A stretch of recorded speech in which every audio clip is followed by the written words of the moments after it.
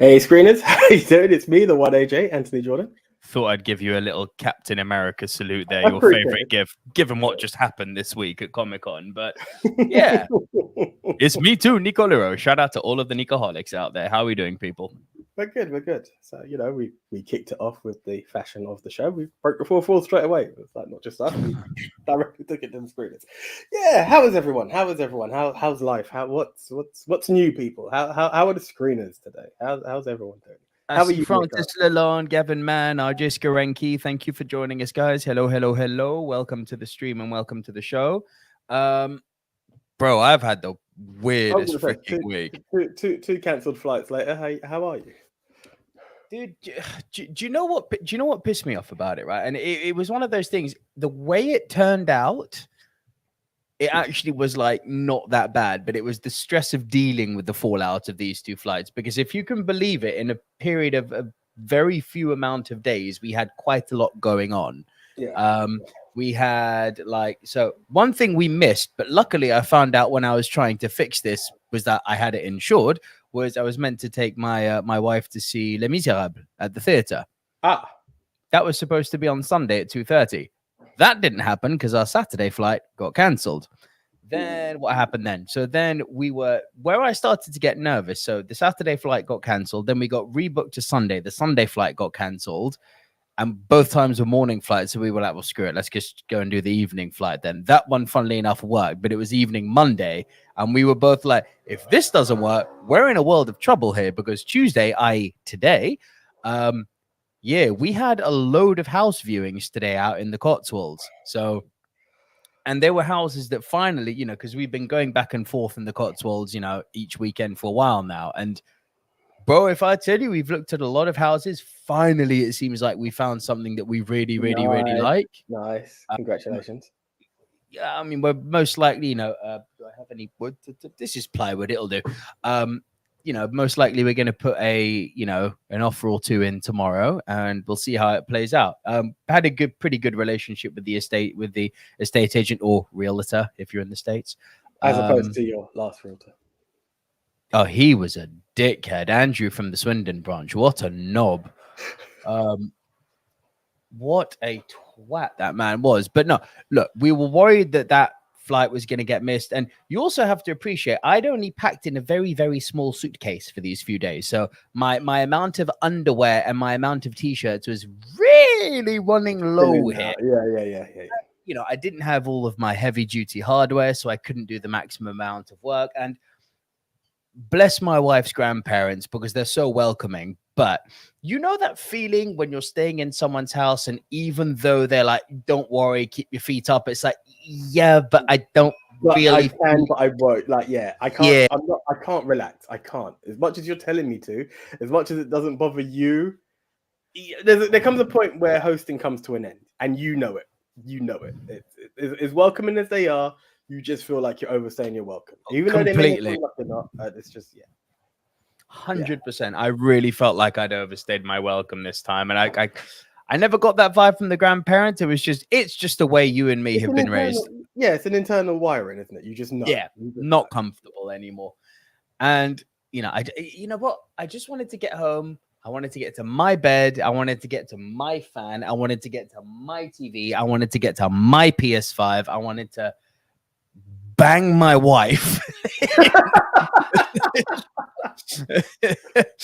It's just these things that you can't do when you're in the grandparents' house. It's like,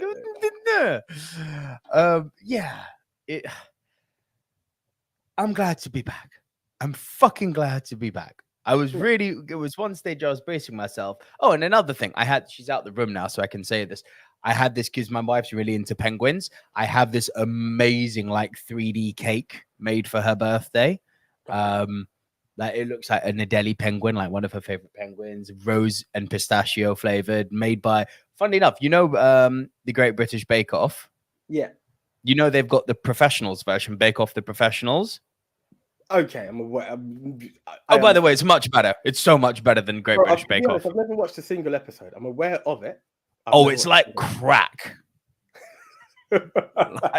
When you start, you just are hooked. All right.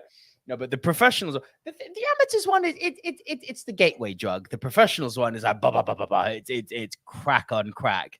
But it was the winners of Bake Off the professionals this year that are making her cake. So it's nice.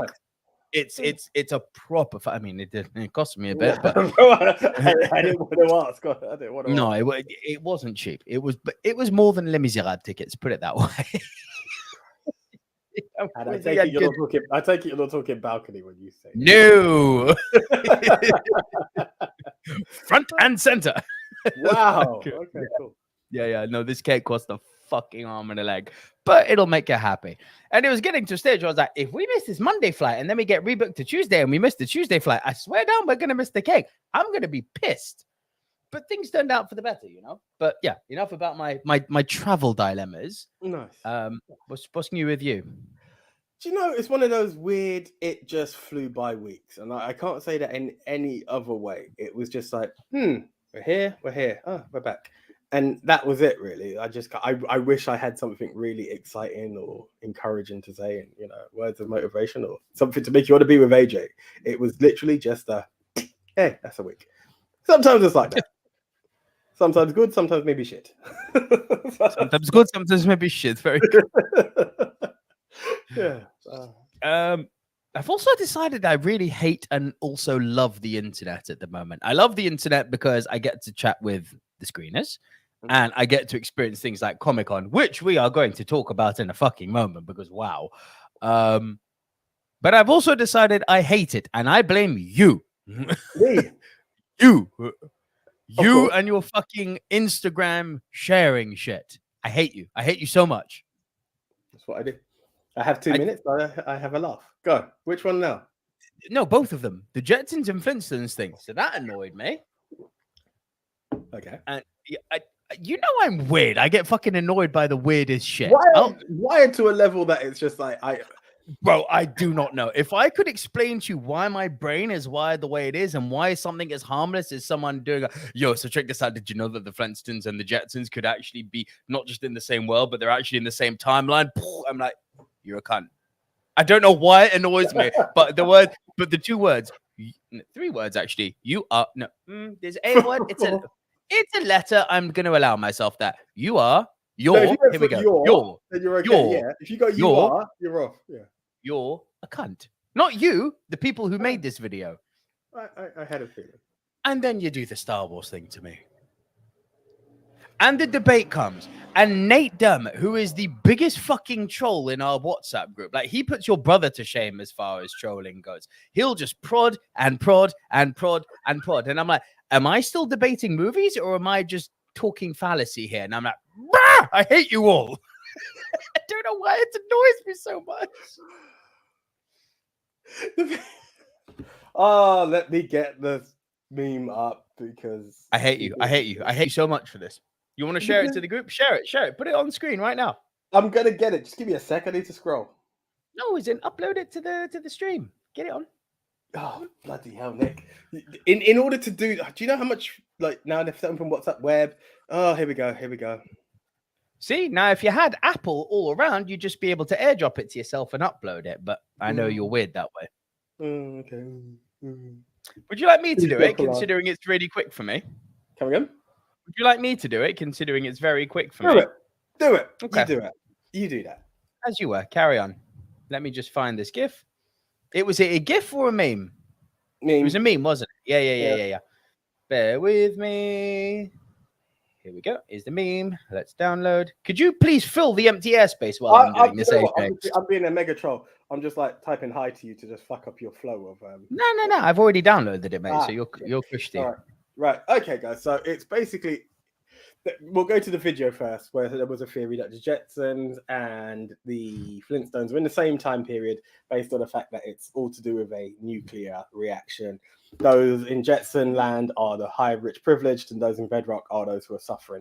It was just a random theory. It wasn't something to be like, oh, mind blown. I agreed with you on the part of, someone... The dinosaurs. No, the dinosaurs I could get. I think Dan made a good point. We could have talked genetic mutation. Bullshit, but possible. However, your other part, when you said the Jetsons, Flintstones film, said, oh, we've traveled from the past or the future, that shut shit down. I can appreciate that, yeah? If it's been acknowledged and it's been said, it's been said. But you know what? It's and your this wiring. Is what It's I know it's my wiring. Bro, that's why people push more, because the triggering is triggered. Like, to me, I'd be like, oh yeah, episode 3, heap of shit. Someone's like, I actually really appreciate it. It's like, whoa, how dare you? Stop the pod. Right, we need to discuss this. You're a fucking idiot. How dare you? And that's I know. So people know how to just push the button. So here's the one again. So my question is, why do people choose to do this? So here's the one. Why are people assholes? Because it's too easy, bro. It's too easy. If you don't make it's too it easy being an asshole, I agree. Be a nice person and live yeah, it probably is, yeah. But if you were just small bit subdued, everyone would like, forget it. So here comes the meme that came today that I happened to catch at work, and I giggled. Stormtroopers don't have shitty aim. The peace-loving Empire always fires non-fatal and warning shots, whereas the warmongering rebels destroyed 2 massive space stations with millions on board. Pod Squad, that was for you. I read it, whereas Pod Squad and Live Squad had the chance to read it for themselves. I didn't answer initially. I'd just like this to be acknowledged. Mm-hmm. I initially was like, I'm going to let this go because I know this is going to go into the realm of stupidity and we agree on that. Yeah, I'm here, bro. Yeah, you froze for a sec there. Yeah. So I believe, No, I did answer. I'm full of shit. I was going to say it was you who went for it first. You kicked off and you were like, well... No, it was Nate. As I said, Nate the Troll. Not your brother, other Nate. It was Nate the Troll. Hashtag Empire did nothing wrong. And I was like, well, I can't let that one go. And you said, except kill children. At which point, I happened to jump in because I just happened to have an extra 2 seconds on my phone. Actually, I was waiting for a message from one of the sales team. And I was like, oh, hello. Nick's replied. And he goes, except kill children. At which point, I couldn't help myself. I was like, well, he was still... My chronology of Revenge of the Sith was slightly off. So I was like, yeah, well, he was still Anakin Skywalker at the time he killed the kids. Oh, good Lord. What that done to poor old Nico. So much so. He wasn't Anakin anymore. He wasn't. The scene where he said, you shall be known as Darth Vader had already happened. Therefore, my point of the Empire did do something wrong. They ordered the killing of children is valid. How the fuck this turned into I'm wrong is beyond me. No, but it was basic blood, like piss take after that. It became okay. I accept my chronology when I was like, but he was still Anakin Skywalker. Yeah, and I was like, but I'm sure you knew this because I thought you were going to be like, but he had turned into. I didn't think the name part had already been dropped at that point. I thought he was the charged Jedi. But as I said, charged Jedi, I was taking the absolute piss. And I know Nate was just as bad. But you were into it and you're like, is this what Star Wars has become to? And I was like, no, not Star Wars, just Revenge of the Sith. But yeah, it had you wired. To a point that I was actually nearly belly laughing at work today. Shouldn't you? You're a dick. As I said, I blame you. You. I blame you. By the way, I think we need to set people straight, AJ. Shameless plug time. Mixed Memorabilia, what up? Says, hold up, guys. AJ, you're on Instagram, but not Twitter. And Gavin Mann adds, AJ on Instagram, but not Twitter. That needs to be fixed. So plug away. So AJ as an individual I used to be quite a Twitter head. It used to be. I was going to say, you're a keyboard warrior. Twitter's made for you. No. Listen, AJ, listen. My throwing day, my gloves of throwing are pretty much down. Like you know who I used to be, bro. Don't make me bring him back. But like, pass the baton to your brother on that one, my friend. Yeah, pretty much. So now my tweet game is pretty weak. Like it's there. So I do try to host at MOW News, which is the Ministry of Wrestling page. I try to get consistent, but it's there. Yeah, so if you do ever want to tweet me, that's the one. You could always drop me an inbox. I will pick up and what have you. It doesn't have to be wrestling related. If you do want to just chat shit about films, I'm there for it. Like, yeah, it's just under a wrestling banner. That's the main page I've got. I think I've still got the one, AJ. I'd have to look because at one point I made it private, and then you should. I mean, I personally actually don't have my own Twitter account either, so I don't know why I'm throwing shade at you here. No, but this is I used to have it, but pre-screeners, so that's there. But yeah, I just need to get into Do you know what it is? Is that I see pictures and I can give news quickly. Where I need to like limit what my news is like and get the hashtags in, I'm running around too much. I don't have time for this, and that's why Twitter's a bit slower for me. But yeah, guys, by all means at MOW News, and I will try and get the 1AJ up just in case you guys want to just discuss films a bit or give a nice little recommendation. I'm there. But yeah, again, it's not even personal Instagrams. They are. Nico does the films, I do the wrestling, and then we meet in the middle. Nico has his own personal Instagram, but I use it very much for my actual job, which is photo, video, production, that sort of stuff. My problem is that as well as these stuff, I also try to have to handle the work, Instagram and Facebook and Twitter, and that it's a bit too much on the socials. So we'll see, but I'll get some plugs out. Social media can eat up your life. There is no doubt about it. Billy Mount said, "Hey Nico, am I late?" By the way, AJ's here too. Hey Billy, I'll answer the question, Billy. No, you're just in time, Billy. Well, actually, that depends. See, I wanted to put a little dirty spin on this. Hey Nico, am I late? If it's Billy the man, no, you're right on time. If it's Billy the woman, I certainly hope not. And if you are, you want to talk to your boyfriend about that. Oh, just because he asks this every week. Think about it. Am I late? Oh, okay. Yeah. There you go. You with me? Here we go. Hey, yeah. Okay, I'm with you. Riri Thomas is in the house. Hello, Riri. Hey, great to be here. Hope you're both doing well. Breaking the fourth wall is very 50-50 with me. It can be utterly awful or it can work so well. Yes. I could agree. And there's another thing about it that I was very... Banter, Billy. I'm bantering. I'm a man. I know. I'm just bantering you, bro. Like, shut that shit down right now. Shut that shit down. Yeah. So we need to talk about this. Billy, with the great question. What are your thoughts on Marvel announcements at San Diego Comic-Con? I love the fact that you're specifically saying Marvel because DC, dead.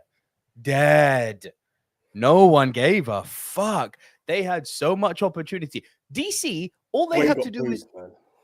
Sorry? Dwayne got booed. Did he actually? Yeah. And did you not hear about it? Because I think he said... No. Because they asked, like, who do you think would win between Black Adam and Superman? And he's like, well, hopefully we'll see. And it all depends on who's playing Superman. And they're like, oh, so you saying who's playing Superman isn't like a nugget to feed us as Henry Cavill. It means DC are looking for a new Superman. And apparently they booed the fuck out of it. Wow. Yeah. Well, it's funny you mentioned Superman because this was going to be my point. DC had one thing to do. And they could have stolen Comic-Con with it. Because Marvel, we'll get to that, but it wasn't earth-shattering other than the very last bit. But DC could have done one thing. Bring out Henry Cavill. Just let us know there's a Man of Steel 2 happening. And you've stolen Comic-Con. But no. But do that. Can they do that yet? But why would DC do the logical thing? I mean, Jesus, tap dancing Christ. It's not like you're fucking, like...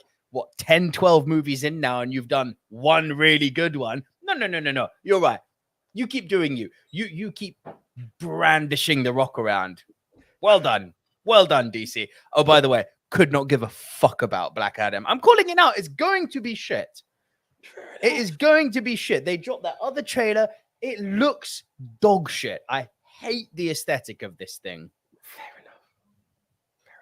It looks like I don't know who does their post-production at DC, but whoever's in charge of color grading, I'm not going to say that. No one should lose their job. They should revise what they're doing because it's not very good. Zane had once sent me a meme. And depressed characters. Come again? DC depressed characters. Yeah, it was that. It was like, no, why don't you like DC movies? And they're like, because it's too dark. And they're like, what do you mean? It's got some humor. No, it's too dark. And it was literally it just showed the color grading. So I don't what you mean. It's awful. And look, I'm not asking DC to do what they did in that theatrical release of Justice League, where they went like, oh, let's go popcorn bubblegum. Is that you have to fit the tone. There's something they're doing with their effects. They're trying to make it look gritty. And you know what it looks like? It feels like someone's gone into a photo editing suite and they've pushed like the industrial bar way up. And it's like, it's not a good look. Tone the bar down. You know the thought that's in my head? And it sounds so stupid, but it's so real at the same time. They're trying to Tony Scott Avatar. So much. Like, you know what I mean? Like, you've got all the bright colors and then you're just bringing this gritty tone to it and it just doesn't balance. Yeah. But look, Marvel, they didn't do anything earth-shattering until the very end. I mean, yeah, Feige came out. They confirmed that Black Panther is the end of Phase 4. Cool. We knew that. They confirmed that Guardians is coming in Phase 5. Cool. We knew that. We got a release date for Fantastic Four. That was cool. But again, we knew it's coming. They remained purposefully coy about X-Men. We know it's coming, though. I'll be real. I think Phase 4's been kind of dead. And Phase 5 doesn't have me that excited. Am I excited to see Fantastic Four? Sure. Am I excited to see the Guardians 3? Sort of, because I wasn't overly mad about Guardians 2. And also, I wasn't a fan of James Gunn's Suicide Squad. So he's in 3 movies. He's had 2 so-sos for me. Which Do you know what someone said? And this comes back to this whole thing of what I've said about how deep you can go while keeping people intrigued, right? I've seen a meme recently, and if I had it because I knew this discussion was coming, I'd have brought it up. But the conversation is, since Endgame was finished, all Marvel movies feel like when you've completed a game and you're just doing the side quests. Until they made their last announcement. Well, yeah, but what I'm saying is you're talking about Phase 4. Now, where Phase 4 is going to end, it's a complete side quest. You get what I'm saying? There's nothing that's been... Well, they're having to rebuild the Avengers, essentially, because there are no Avengers left. There's one guy, Thor's there. But bro, do you know the sad bit about that? And more you can see it is looking young Avengers like, right? And I'm not... It's not happening. Not happening. But everyone's got a kid. It's a kid in each one. Do you know what I mean? Short of Captain America, right? That all of them have got a younger. No, he just went black. No, there we go. We won't even get into what that means. Everyone has a kid. Captain America has a black guy. That's a kid. Like, where we go with it, I don't know. But like the long story of it is like, what is it that's actually? It's like if you look at Phase 1, yeah. Now, yes, it was more established names. It built towards something. Give me something that's going to start to connect this world together, because there's nothing there. And enter their last announcement. This is the thing, is that the whole thing was very bland until Feige got on the mic. Yes, Billy Mount saying, yeah, they've announced the new Daredevil series, which is interesting because until now, the series have always been 6 episodes. This thing's 18. So that's interesting. Yeah, that's interesting. They gave us a release date for Blade. That was interesting. But.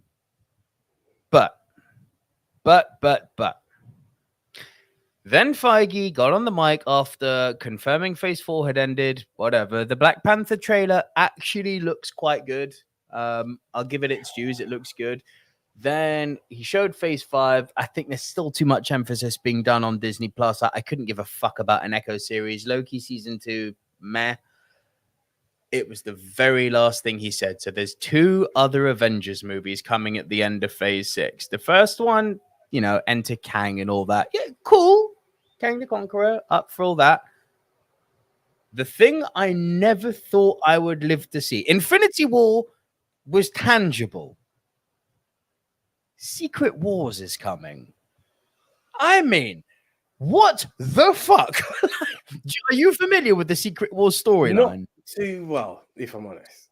Okay, let me give you guys a very... This is not spoilers. This is ancient history at this point. Yeah, I'm only telling you what happened in the comic book. And this will then probably make sense to why you heard me saying to Big Tone, I don't think this is doable on film. They're going to try, but where Endgame had its problems with some characters being underserved, this is really going to have its problems with characters being underserved.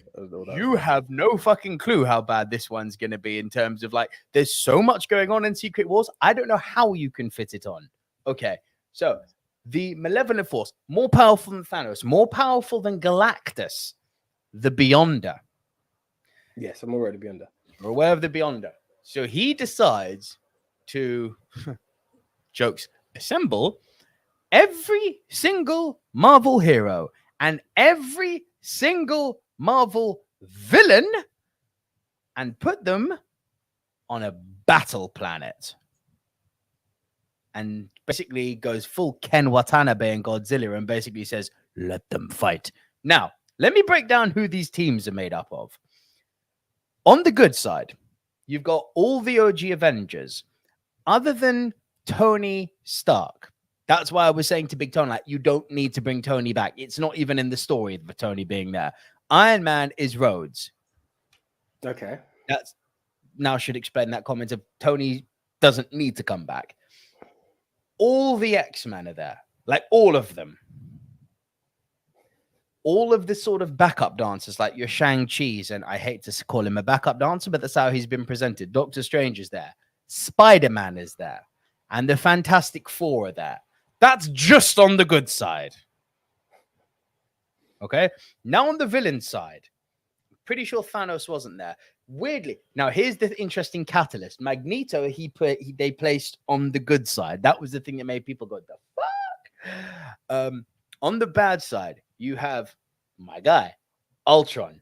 You've got Doctor Doom. You've got Venom. You've got all of the X-Men villains, and I mean all of them. Like that's a shitload. yeah, I mean, it's insane. Now, the big thing is like when Magneto appears on the good side, it's like, the fuck is he doing here? And Charles tries to convince everyone that he's good. Spider-Man overhears it, but only hears a chunk of it and thinks that the X-Men are plotting to, disassemble all of the good guys. And this is why I'm such a Spider-Man mark. Spider-Man single-handedly whoops the ass of the entire X-Men. Like, he fucks them up. Like, the whole X-Men, he fucks them up. And then as he's running to tell Reed Richards what happened, Professor X does the whole, Jedi mind trick on him. So Spider-Man gets sidelined. Now, the big thing that happens is that Doctor Doom is essentially manipulating everyone on the villain side to do the attacking as and when he wants, while keeping Ultron very closely under his wing, using him as a pawn. And then at one point, at the moment of choosing, he sends Ultron into battle, making the Beyonder look that way, and he comes that way and tries to claim the Beyonder's powers, turning him into Ultimate Doom. This is so fucking geeky, I can't tell you. And bro, AJ, I'm giving you a fucking condensed version of this. Like, this is this came before Crisis on Infinite Earths. This came before the Infinity Gauntlet. This story was the first ever mass gathering of heroes ever in comics, DC, Marvel, anywhere. This is the original story. I'm not saying it has to be that big, though. That's the only thing. It doesn't have to be that big. Obviously, you can condense it and create your own secret wars. You get what I'm saying? So that's the part where it's like it can be condensed. But still, you're not giving me anyone to give a fuck about. Do you understand? Legitimately, it's not that. Like, what am I getting gas for? Like, before it was like, oh, it's Iron Man, it's this and the other. Like, you've given me decent films, but what am I getting excited for? When the Fantastic Four and X-Men come, it'll make sense. We'll see. Well, we can only but hope. But even then, we're going to get excited for that and then be like, oh my God, look, the Secret Wars. We've got the Fantastic Four. We've got Thor. We've got the Guardians. We've got the X-Men. And Shang-Chi and the Eternals. Captain America's there. Oh, I said all the OG Avengers are there. Hulk, Cap, Iron Man, although he's not Tony Stark. They're all there. Also, as Den the Tech rightfully said, this is also where Spider-Man, for the first time ever in comic history, gets his black suit. This is the real story. Okay. We'll see. It's madness, bro. Listen, it's I'm utter not madness. turning my back on comic book movies, but yeah. No, Phase 4's been dead. Yeah. Phase 4 has been specifically dead. One, because of the mismanagement of Black Widow, which shouldn't have been in this phase. Two, because, listen, this series are not that good. WandaVision was fantastic. Miss Marvel has been a breath of fresh air. The others, even Moon Knight, who I really like, are like, eh? We'll see. Let's see what comes next. Let's see what comes up. Derek's here. What's going on, Nico? Hello, Derek. We have got My Name is Not Earl, Trading Places, starring Eddie Murphy. That is a good choice. Dan the Tech is obviously here, as I said. Gavin Mann, thank you for the update. England 2-0 up. So, yep, that's them in the final.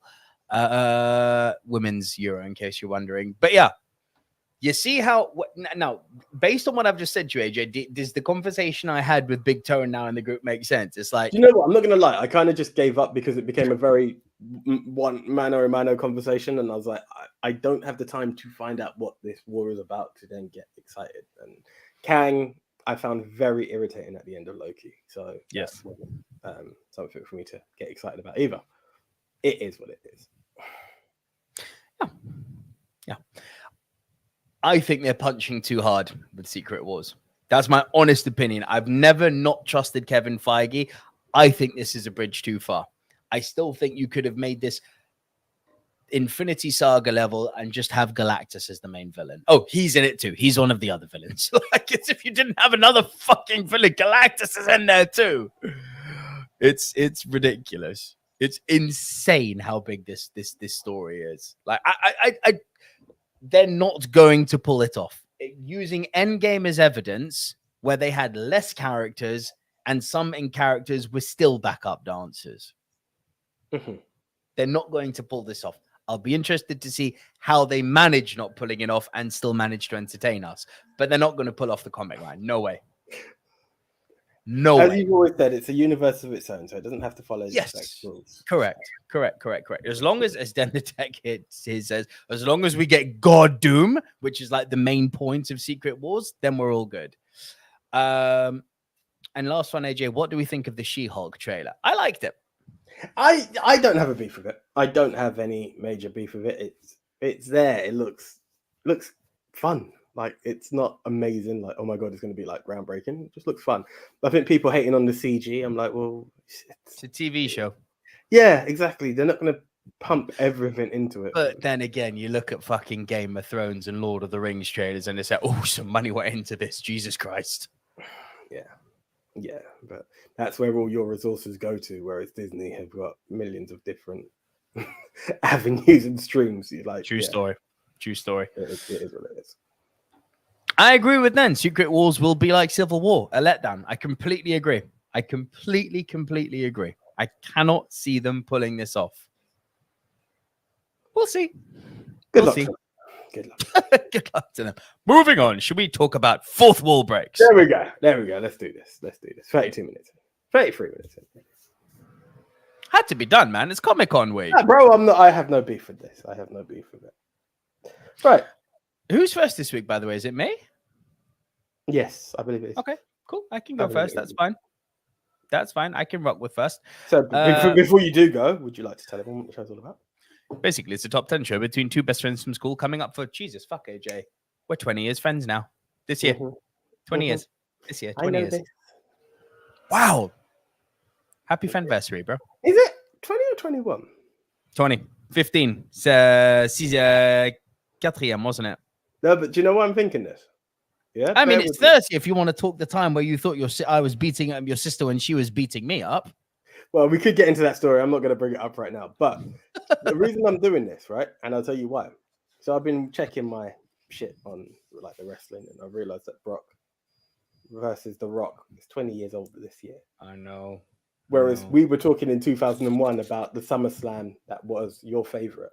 So do you see what I'm saying in terms of numbers? So it's 22 years then, because that was SummerSlam 2000. That was 2002. No, my favorite SummerSlam was SummerSlam 2000. Well, there we go. And I introduced you to WWE, so we're at 22. 22 years. There we go. Yeah, so it's a top 10 show between two best friends from school from 22 years. There you go. How does the show work? AJ and I get assigned a topic. We go our separate ways. We come right back here into recording, whether it be on YouTube or on podcast. Movie Mount, Silver Screen Dudes on YouTube, Movie Mount Rushmore on every single podcast platform. And we break down our individual top 10 list. This week, I will go first, delivering my bottom three. AJ will then deliver his bottom three. I will deliver my next two. AJ will deliver his next two. Then we will trade one apiece. If at any time while we are rounding off our individual top 10 lists, one person has a movie in a high position, the person will say, and we will punt and talk about that movie when we get to the higher position. Once we have both rounded off our individual top 10s, we will create the Movie Mount Rushmore. These are the four quintessential, diverse, must-see movies of the genre, which this week is movies that break the fourth wall. But guys, you know what happens? After me and Nico will create the Movie Mount Rushmore, the four quintessential movies that must be seen of this specific genre, the challenge gets even harder because you, the screeners, whether you're on Pod Squad, VOD Squad, or Live Squad, have to head on over to @MovieMT_Rushmore, but more importantly, @MoviePolls4You. That is the page of We Love Movies, headed by good old JT, who we love to the end of this earth. And that's where you get to vote for those 4 films to crown El Capitan, El Numero Uno, the best of the best of the best of the best. And to quote Highlander, in the end, there can be only one. So, last week our topic was best movie set on a boat, excluding Jaws, Titanic, and Pirates of the Caribbean. And our contenders were Captain Phillips, Life of Pi, Anaconda, Master and Commander. Take it away. In at number 4, Master and Commander. No. Oh, okay. Anaconda. Yes. Okay, cool. Anaconda came in at 4th with 13%. Fair enough. Hence my no. Like, Anaconda's on this list. Come on. Oh, you know what? I was at that point, like, people might have just seen it for the crazy fun that it was, but there we go. It is crazy fun. Well, there we go. That's why you might appreciate it and just let it go further. I agree with you. Master and Commander. No, sir. Oh, shit. Life of Pi. Yes, sir. Life of Pi got 17%. I'm shocked because it had a lot of love last week. Interesting. It's only because this film bored me. I'm going to go for it once again.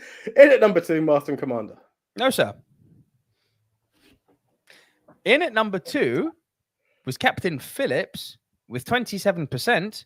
And in at number 1, bro, demolishing everyone. Demolishing it. Master and Commander got 43% of the vote. So, you know, the funny thing, I was talking to James about like the topic and stuff like that. And we were going through certain films. And we was talking about Russell Crowe, then we was talking about him in 4. And I was like, I couldn't get back into Master and Commander trying to watch it again. And I can have a complete blank of this film for some reason. And he did have this theory that, you know, maybe you just have to be in the right Russell Crowe mood, which I think might have been my problem this time round. And I think that's the problem. So I will give this film a second shot or a third shot because I'm completely. But yeah, well done. Well done. So that's it, guys. That's the show. No, but this is how the show works. It's a top 10 show. As I said, it's available on YouTube. It's available on all podcast platforms. You can tune in live. That makes you Live Squad. You can tune in after the video has gone live on YouTube, your VOD Squad. You can tune in on the podcast, your Pod Squad. No matter where you tune in, guys, we do try to bring you this content every single week. I mean, shit, I even did it from my grandparents-in-law's study last week just to make sure that we're bringing you the episodes. And if we're coming up to episode 200, it will always remain free. But if you do like us and you want to support the channel, it will always be reinvested. You can head on over to buymeacoffee.com/movie dudes. The link to that is in the description below, whether you're on video or podcast. And literally, and I mean literally, for less than the price of your daily Starbucks, for as little as £2 English, you can support the Movie Mount Rushmore. All the money you support does not get into our pocket. It gets invested back into the channel, back into the show. And we're going to be buying better equipment, better software, just to make sure that the entertainment value we're bringing you just keeps getting better and better and better and better. That's the one. Right. In at number 10. I've done my list in a kind of a flip way this week because there's a few movies. Well, there's one movie I've seen for the first time, which I'm very happy about. There's a few which I think break the fourth wall more importantly than my bottom 4. But my bottom 4 as movies are better movies. I get you. So it depends which way you flip this. I've been true to the list and I've focused on the fourth wall stuff. So in at number 10, it's an amazing movie, but there's only one fourth wall scene in it, though it is a very good scene. Alfred Hitchcock's Psycho. Cool. I didn't put it on. You didn't put it on? No. Perhaps, to be honest, I've got the fourth break. But hold on. Correct me if I'm just remind me on this. Because this was a discussion I kind of, a research I kind of went into. Does he directly talk to the camera or is it just staring into the camera? Little bit of a cheat. There's definitely something to. So here's the thing. There's another movie coming up, my number 7 specifically, where the character is looking at the camera, but he's not talking to the audience, if that makes sense. What Hitchcock did with Psycho is it kind of stayed a little bit ambivalent. Is he talking to the audience as a narrator, telling us the machinations of his mind? or is he talking to himself and we're just privy to that, which isn't fourth wall, it's fly on the wall? It both, I think, are correct. There's not a right and wrong, which is why it's my number 10. It's a little bit ambivalent. Do you know one that came in? Do you have old school at all in your list? How old are we talking?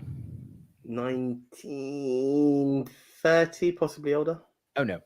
Silent movie. Okay. Great Train Robbery, I thought, was one that kind of came into my head. You know, Great Train with Buster Keaton.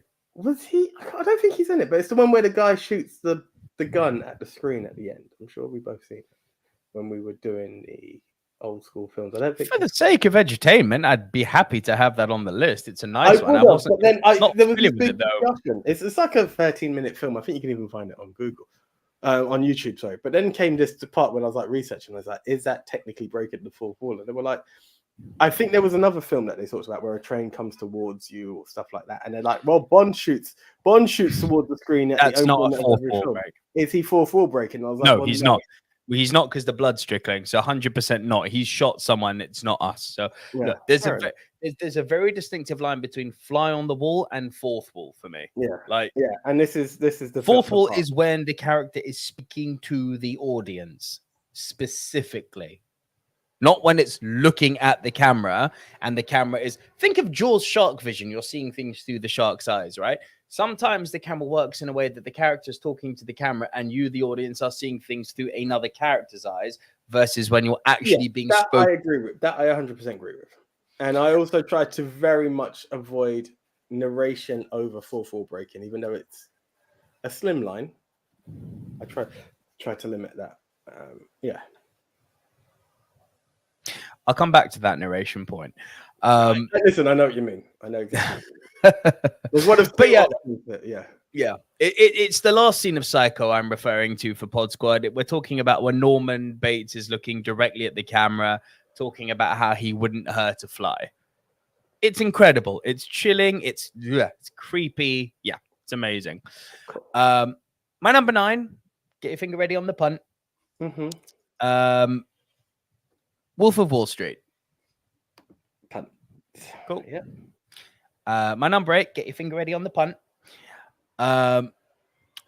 Goodfellas. Punt. So over to me. Right. Okay. So my number 10 is a bit of a weird one. Right? Talk to me. Because this one is old school and I can't remember the year. But I've not seen the original. I've seen a recreation of what they led it to believe because it's actually lost footage. Yeah, there we are. It's a lost film. A French film, apparently, called Men Who Have Made Love to Me, which is a I, Mary McLean book, but also translated into recreated into a film. And I've seen the recreation of it because it's a lost film. And I tried hard. I was like, I must be able to find it somewhere. I was like, no. So if it's not archived anyway, how the fuck do you expect Zoogle to have it? Like, yeah, it's not going to happen. Do you know what I mean? But while Googling it, not Zoogling it, IMDb popped up with this recreation of, I think there's like a documentary of this film. And it's basically, they've recreated a version of what they understood it to look like. So they've made it a silent movie again. They've made it in black and white, and it's the story of a lady. And apparently, it would have been, had this film still been around, the first ever breaking of the fourth wall. And it's basically a feminist who's writing a book, but in this film, she talks about the various lovers she's had along the way. It's 6 different lovers, and between each story, she will then have a cigarette, sit down on her couch, and talks directly to the screen. Now, you see her talking, obviously, being a silent movie. The words then pop up after in true silent movie form. But I thought it was quite an interesting one to bring up. Original, sadly not, but that is the first, essentially, silent movie, breaking the fourth wall movie that was out. That's pretty fucking incredible, mate. Nice pull. Thank you very much. Got to interrupt the show for a quick moment. Gavin Mann just commented something here, and I've had to do a quick look. You know, it's ironic considering you just punted me on Goodfellas. Paul Sorvino's just died. Oh shit! Hold on. Did he die yesterday? I think he may have passed yesterday. Okay, which is even wrong. We still need to acknowledge him. I think we need to acknowledge him. Yeah. Paul Sorvino. Yeah. Jesus. I'll tell you this. The world. Bro, that's the two world takeover. Goodfellas actors gone in the space of a few months. Bro, it's sad as hell. It's not right. It's not right. The world. If you told me like a few years ago that Robert De Niro and Joe Pesci would survive Ray Liotta, do you know? Wow. Obviously, I've punted the film, so it's not a thing. I was thinking that when I was putting up the poster. Yeah, I was like, hold on. Who would have ever thought that Ray Liotta would have been the first one gone? You wouldn't. You just wouldn't have. It's weird. It's sad. It's weird. It's just shows how unpredictable life is. He was brilliant in Goodfellas. Do you know what? Let's save it till we talk about Goodfellas later, but we'll come back to Paul Sorvino. It's tragic, of course. Mixed Memorabilia showing you a lot of love for what you've just said, though. Absolutely brilliant, AJ. It's a movie made in 1917 and people who made love to her. Yeah. Again, just so the way I've done it was Google the name of the film, went into videos, and then you'll see an IMDb one, and it's got a recreation. And I was quite, I was quite. I think that's the oldest movie you've ever pulled on this in the Rushmore. 1917. I don't think you've ever gone older than that. Hold on, Nosferatu is 24. Nosferatu is 90. Yeah, 24. And the moon travel film. How old was that? What year was Did you pull the moon? Moon was mine. No, you pulled it up too. Then no, nothing's gonna top that. 1903, I believe that is. Yeah, that's mad, isn't it? Absolutely. That's insane. Jesus. Yeah. Wow. You think how time goes by. It's absolutely insane. Cinema history with the silver screen dudes. Indeed. Right. In at number 9. Wayne's World. Okay. Fun. Cool. Finally saw it. Mm-hmm. First time in it. Hey, nice. Well done. Finally saw it. Finally. In at number 8 is it's the film about breaking the fourth wall. So there was no way I wasn't going to bring it in this time. And I've brought it in many times before. It's cheesy. It's fun. It's Last Action Hero. The Last Action Hero. Go on. You can't talk about breaking the fourth wall and not have this film, can you? Like it's a film about a boy who enters the film world.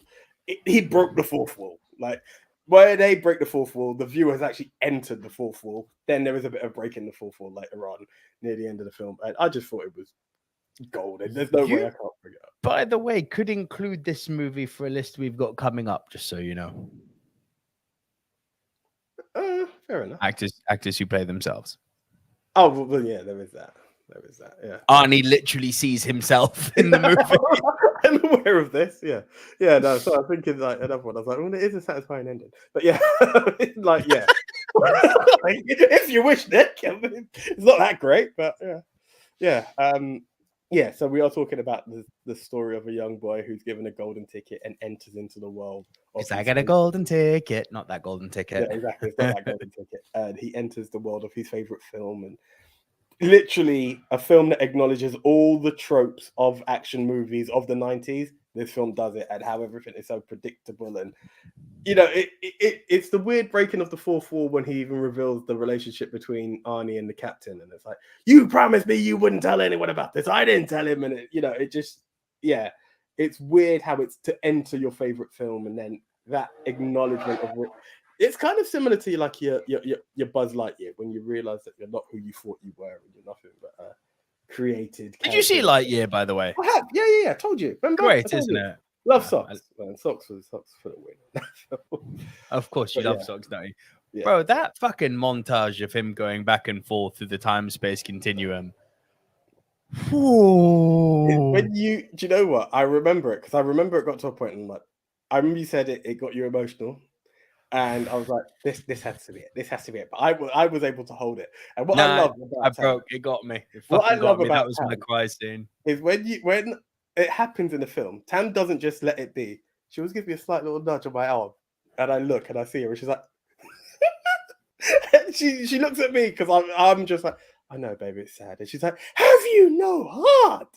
Why do you never cry? And I'm like, it just doesn't happen. But give me Crash and I'll be sorry. I was about to say, give him the fucking invisibility cloak and he's there. But that was a great film. It was a great film. It was a great film. But Last Action Hero had to be done because it was breaking the fourth wall for me. As Gavin Mann says, Last Action Hero is a meta fourth wall break. Mixed memorabilia, my apologies. I didn't bring up this comment from you earlier. A film that breaks the fourth wall all the way through the entire film is called I Am a Sex Addict, directed by Kaveh Zahedi. I'm imagining with a name like that, it's an Israeli film, yes? Quite potentially. Kaveh Zahedi. I Am a Sex Addict. Based on the title, I'm not sure I want that to be a fourth wall break. It's like Hero-gasm in The Boys. You just don't want that to be a fourth wall break. Listen, I've just had to type in to get a poster, Men Who Made Love to Me, right? There are certain things you don't want to Google search. Yeah? There are certain things you don't want, but for the best bit of the film, you have to. Oh, God. Thank God it was clean. Thank God it was clean. Was it actually? I'm so surprised. Thankfully, but again, yeah. Actually, there must have been some weird images when you were searching for that image. No, but it didn't. It legit didn't. What are you using? I want to try this. Men Who Made Love. Careful, bro. The penis may get you. This is I'm anticipating a penis getting here. I'm just trying to understand why the penis. Oh my God, the penis. So many dicks. It's so much penis. You might have to get the word exactly correct because when I got it, I didn't get it. It's really funny. Fuck it, I'm gonna ruin our list. I'm sure Deadpool is on our list, right? But I wish I could. I'm not gonna do it because we'll be like instantly taken down. We're blocking the port. We're blocking the port today. On my search engine here, I've got like, you know how when you click on images in Google, you get like the rows of images. Yeah, I've got penis, and in between the penis, I've got Deadpool going. Fucking brilliant. Absolute gold. Oh, you can't make that shit up. Anyway. Over to you. Sorry. Right. So that. Why does the penis get me and not you, bro? I typed in the exact name, and I suppose that's what. Should the penis got me be part of the new YouTube banner? I know you. Do you know what it is though? Putting it up just kind of makes the show very R. I mean, it's not exactly clean anyway, but it becomes R-rated. It might turn some people off. Certain sponsors are gonna be like, "What the fuck is that about?" I'm just thinking of like, you know, putting a penis in a very, very not a actual penis. I mean the actual wording. The penis got me in like a very, very, very low opacity, so that you know super fans like Gavin will look at the banner and go, "Haha, I get that reference." This is a show for us, what? If we put fans and movie fans and the family. The star got me. I think I could work with. How about it got me? Huh? The got me, or just it got me? No, got me. It needs to be the got me. The in capitals for you. It's Jeopardy, motherfucker. It gets us both. Done. There we are. Right. In at number 7. Oh no, that's it. 10-9-8. Sorry. Oh, sorry, Gavin. To add to your film, a lot of films wait till the end to break the fourth wall. Slumdog Millionaire, Behind the Candelabra, Toy Story 2, Sunset Boulevard, Bernie and the Genie, Kiss Kiss Bang Bang, Psycho, Goodfellas. The list goes on and on and on. So that was your 10-9-8, yeah? Yeah. Cool. My number 7. So you mentioned narrator earlier. Mm-hmm. Fight Club. That's your number 7, yeah? Yes, sir. It's in the same bracket, right? It's my number 6. Okay. Cool. Let's talk. So here we go. I nearly omitted Fight Club. Because of the scene where Tyler Durden's talking down to the guy saying, "Do not fuck with us," right?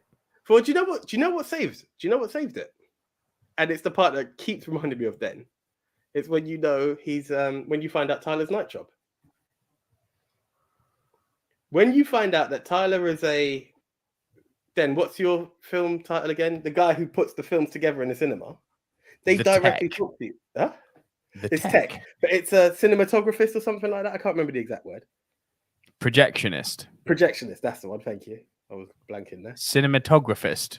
I love you sometimes, AJ. Listen, I know it's cinema, I'm like, I know it's something, but yeah, here we go. Yeah, when you're the projectionist part, that is a direct talking to you. they actually break the fourth wall at that point. Yes. And that's what saved it. Everything else just felt There's like one other. There's one other. When when the screen goes all like jittery on the sides here, when Tyler's talking to us, going, "We are in the night." I can't remember his exact wording, but we are the people who clean your cars. We're the people who wash your shoes. No. And the camera's shaking. He's talking directly to the audience there.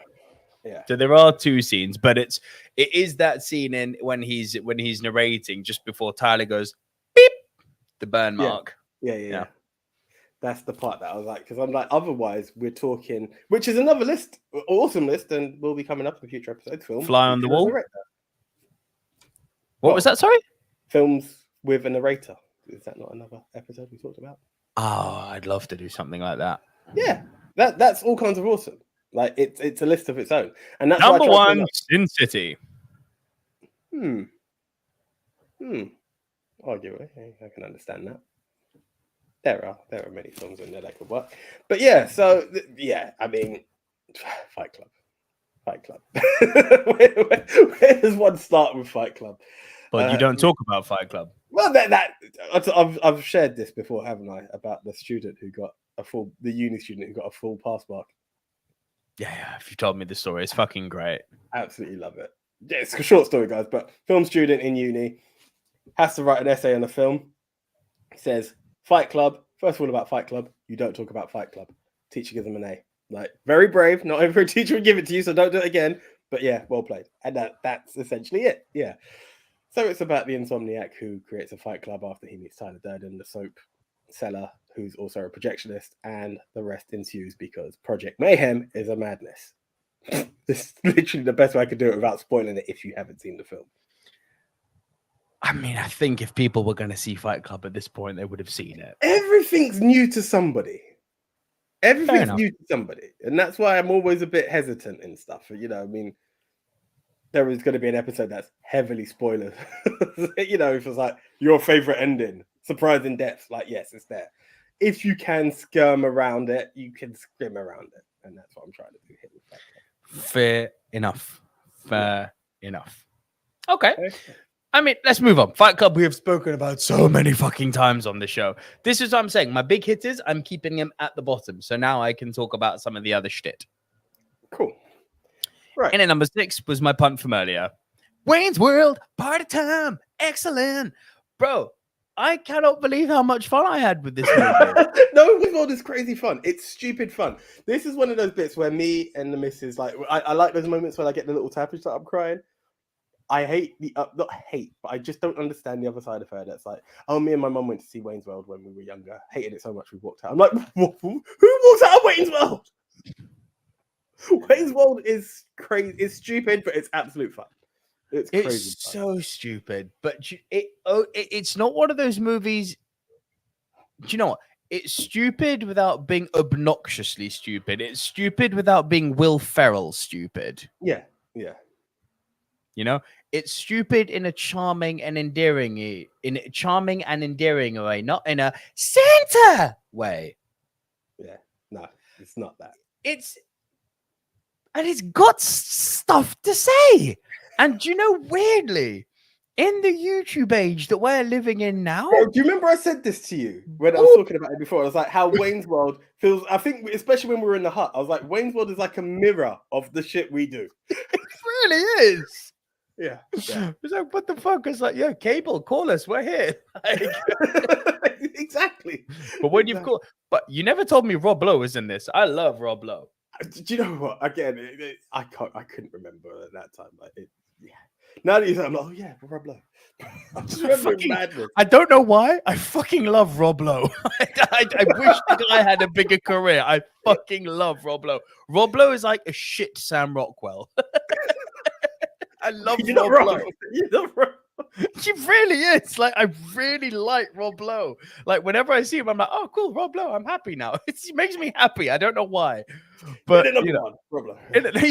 Number one of things that make me happy, Rob Lowe. Oh man, no, do you know? It's stupid but charming, right? It's stupid but charming. It's two dickheads running this this weird show. I don't even fully know what the show's about. Even having watched it now, I couldn't tell you what is this show actually about. I think it's a music-based show, but in the same breath, it's not. It never tells you. Did you notice this? Because I actually finished watching it and I was like, what was the show? They never. Okay. That's kind of one of the things which I thought, you know what? Yeah, it's endearing and charming and stupid in an endearing and charming way. It's actually clever because it's self-referential without ever referencing what it's referencing. And I was like, very good point. This is a very good point. It's like, you know, you're talking about the great fourth wall breaks with the sponsorships. Like, oh, I'd never sell out Pizza Hut. I'm like, that is fucking brilliant. You know, and it's this, and Pepsi and Doritos. I'm like, this is meta. Because by actually having these things in the movie, you've gained money to make the movie to mock the. I was like, this well done. Yeah. It's that type of shit which Will Ferrell wouldn't be able to wrap his little curly pubed-haired brain around. But it's true though. He looks like Will Ferrell's head reminds me of Mr. Chow from The Hangover 2. You know, a tiny little penis head, lots and lots of pubic curls on his head. You know, he looks like a you know, a teeny weeny little penis that hasn't poked out properly. But yeah, look, what's the show about? You never know. Do you know the funny thing? Never know. All you have on the show are their guests, and they constantly banter and slash their guests. But what's the show actually about? You never know. And I was like, that's fucking brilliant. And each time when they're going out in the club or in the streets, oh yeah, you're Wayne, blah blah. You host that show Wayne's World about cut. They never tell you. I'm like, that's a good damn point. I've always referenced it to music just because they kind of yeah. You know, he slays at the beginning and the Bohemian Rhapsody and all that. But yeah. You can tell they're headbangers and they're rock and rollers and metal guys. It has to be about that. That's not what the show's about. Why the fuck are they having guys on talking about video games on their show? The show is not about music. Do you remember I once pitched the idea to you of the multi-dude, where we talk all things in one, like the summary show? That's exactly what Wayne's World is. It's anything and everything. It's the Graham Norton show. You could be a comedian. You could be a singer. You could be an actor. I loved this film. Good. And I was so worried walking into it. I was like, I know it's meant to be iconic, but it's iconic for the 80s. The 80s? Is Wayne's World 80s? No. It's early 90s. I know Wayne's World 2. Oh, bro, we're putting it straws. If it's early 90s, it's like 90 or 91. At a push 92. It cannot be later than that. 92. Yeah. Yeah. At a push. Like you could still smell the kind of afterburn of the 80s on this movie. Yeah. Like, bro, 1992 kind of fits into that Super Mario meme. What you think Mario looked like 20 years ago versus what Mario. The 90s was a while ago now, brother. Bro, yeah. I know this. Yeah. I know this. Is what I'm saying. Like, oh my God. What? Wayne's World is going to be celebrating its like landmark birthday soon. Like, it may have happened. Big 3-0. Yeah. I think it's time for a Throwback Thursday. Like, literally. 22nd of May. Fucking hell. Wayne's World is officially 30 years old. Wow. You see what I'm saying? So it's got 30 years on it. And I'm like, I know it's iconic, but it's a product of its time. And when you haven't been around to experience a product of its time in its time, it doesn't always work out well. I agree. You're a living example of that. Star Wars Episode 4. You just cannot wrap your head around the magic of that film. You were too late to the party. Yeah, right? I was so worried going into it, but I fucking loved it. I'm glad. Have you ventured into 2 yet? I've been told to steer clear of 2. I had fun with 2. It's more of the same, but yeah, you probably will prefer 1. But hey, if you're gonna do 1, do 2. Okay. I'll check 2 out. I'm not promising you the world. I'm not promising you the world. It's been forever for me since I've watched them. That's gonna. Yeah. Right. I really, really liked it. And the fourth wall breaks in this movie are fucking constant. It's not just it's you know, I love the way they're sort of talking to the camera like, hey. you know. And I even love about the way they went into the diner at that point, and the guy started talking about his life and about how, why is it when an American hero, one person murders someone and he's American hero and the other doesn't and he needs therapy, and then Wayne grabs the camera and goes, no, we're the ones who talk to the camera. It's like, I'm so on board. I'm so fucking on board with this. If you were to break it down for actual fourth wall breaking, it is technically your number one. Do you know what I mean? Quality of film, no. But fourth wall breaking, I don't know many films that do it as well. There's one film on my list that does more fourth wall breaks than this. Okay. I mean, it's on your list too for 100%. That's what I said. Yeah, fair play. That one's there. Yeah, it's obvious. But 31, I counted upon rewatching. Fuck it up. I didn't actually stop to count any of these. That's the only reason I rewatched it. I was like, how many fourth wall breaks are there? It's 31. Interesting. So that was my 7 and 6. So you've done your 6. I think that was your 6. The Fight Club was your Fight 6. Club was my 6. Yeah. Cool. So what's your 7? Here we go. One that you've brought up a few times recently. Lord of War. Oh, it's good. Yeah. It does have a fourth wall break. You're right. Right at the end, right? And the beginning. Of course. Of course.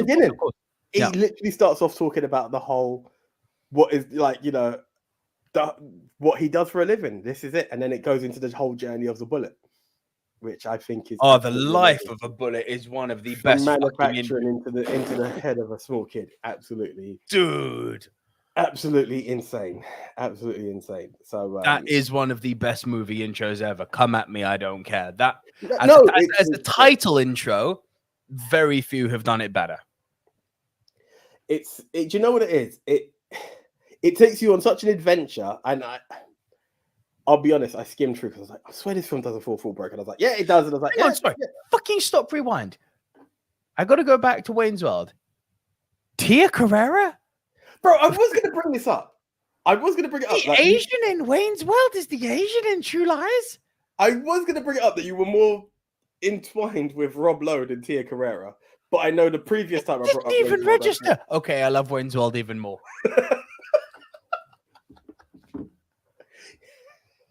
Yes, Tia Carrera. Yo! This movie's dope. It's got the chick from the greatest action movie ever with the how you jumped it and the thing and the missile and the terrorist and the horsey and... If I'm not mistaken, she's also in number 2.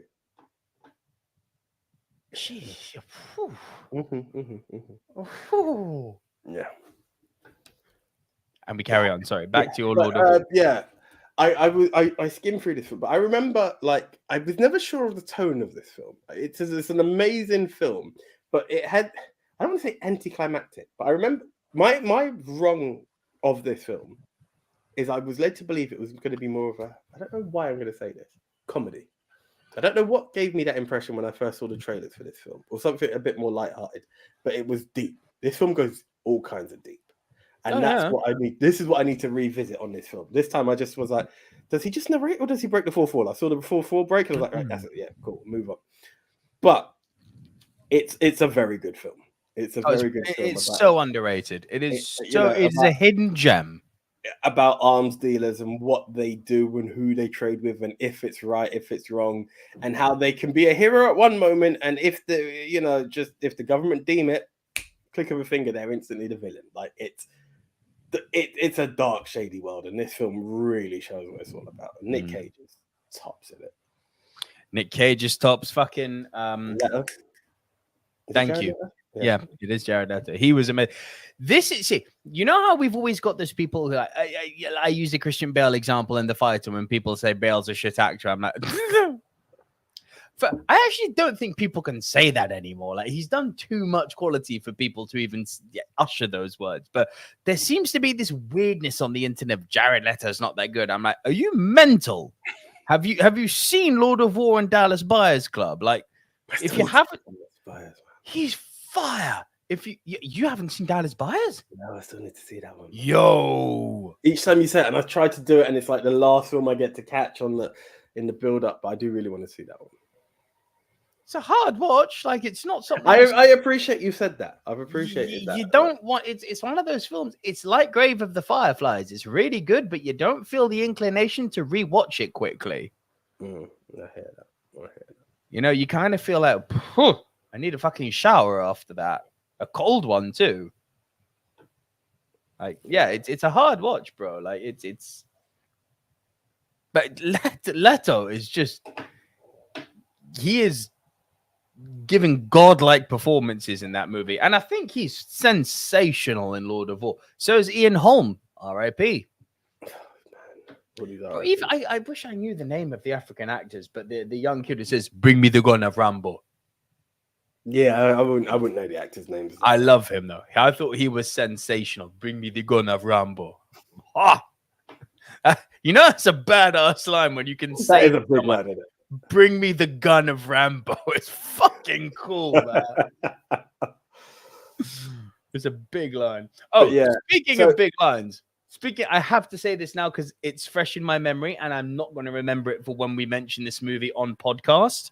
But we're going to be doing hotel movies in a few weeks' time. I just watched one, which I highly recommend, by the way, for the list, called The Best Exotic Marigold Hotel. Yes, I've started to watch that a while back, even before we made that part of the list. Get through it. Really good. There's a line in it which actually made me lol so hard in the plane on the way home that I just sort of looked at me and went, what the fuck? And I turned to her and went, it's a line that sums up any happy couple will understand this line. Any happy heterosexual man, gay guy, lesbian, I don't know if it works the same way. I can only speak to my own experience. Any happy couple will understand this. Man is trying to reassure woman. Bill Nye trying to reassure his wife. Wife is inconsolable. You know what the wife turns around and says to him? Single-handedly one of the greatest couple lines I've ever heard. If I wanted your opinion, I would have given it to you.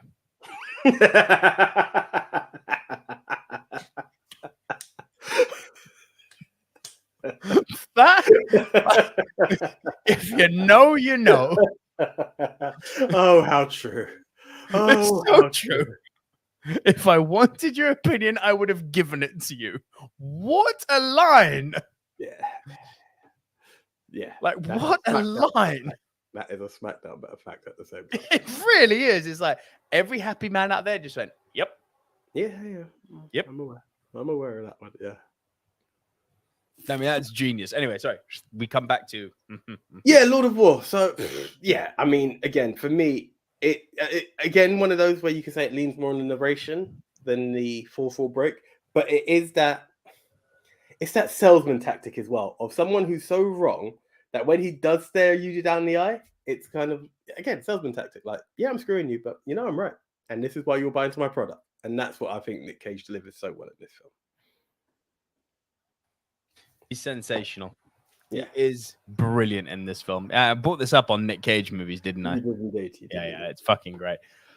So that was your 7 and 6, yeah? Yeah. Cool, man. So my number 5. A lot of people will be like, I think Dan the Tech was batting for this to be number 1, and I was like, no chance. Sheer number, yes. Great movie, highly entertaining. I couldn't feasibly put this as my number 1, but it's in the top 5. It needed to be. Funny enough, it was Wayne's World was fucking with it. Wayne's World was really... I get it. Wayne's World was really fucking with it, but I sort of took a step back and I go, I'm not going to be a hype man. I know Wayne's World is like new film. I'm going to bat for it. Take a step back, breathe. Is this better than what I'm about? Is Wayne's World better than what I'm about to say? I love Wayne's World, but no, it's not better. In at number 5, Deadpool. Coincidentally, in at number 5, Deadpool. Fuck off. Yeah. I nearly went Deadpool 2. Get out. For why? Who are you and where's the real AJ? What? You're going to say I hated Deadpool? No. I thought this would be your number 1. No. There is one number 1. There is only but one. I don't want to say anything, but there was a beauty of the breaking the fourth wall of my number 1. So that's just the way. I'll get to it when I get there. But no. But you got to remember, bro, there's 2 things to this, yeah? For all the hype of Deadpool. Carry on. For all the hype of Deadpool, I came out somewhat disappointed. I've watched the film. I've had a laugh with it. I appreciated Deadpool 2 more. But no! God, no! If I'm going to talk about the breaking of the fourth wall, number one owns it. I mean, Deadpool is that guy. Deadpool broke the fourth wall in fucking comic book, let alone comic book movie. That's who he is. And He even breaks the fourth wall in games. Yeah, actually, yeah, he does. That's pretty cool.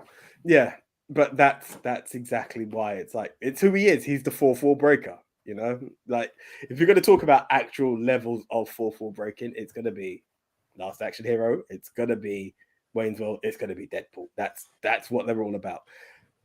But it's just that film. It's fun. It's crazy, but quality of film on the other side, I can't.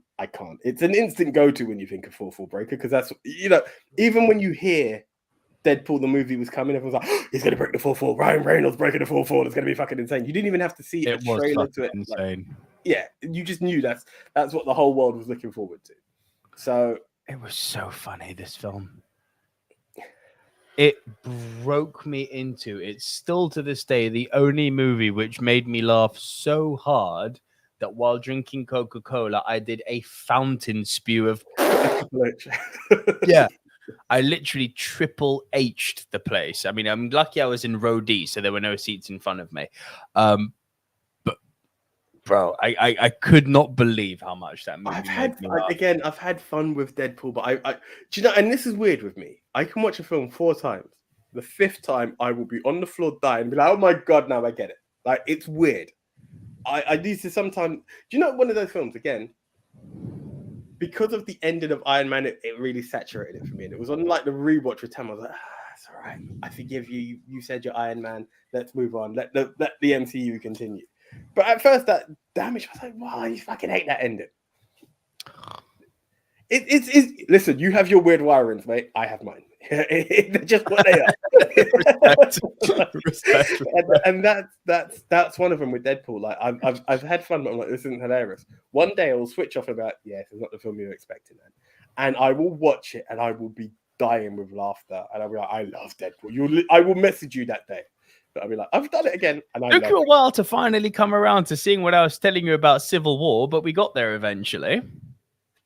I can explain Civil War. No. The problem with Civil War is that you can't explain it. This is the thing. No. I can explain why I thought it was better than it was. It's a simple thing. It's called sleep hype. Apnea. It's called sleep apnea. I will share this right now. It takes 3 to 4 Red Bulls for me to be fully awake during the film.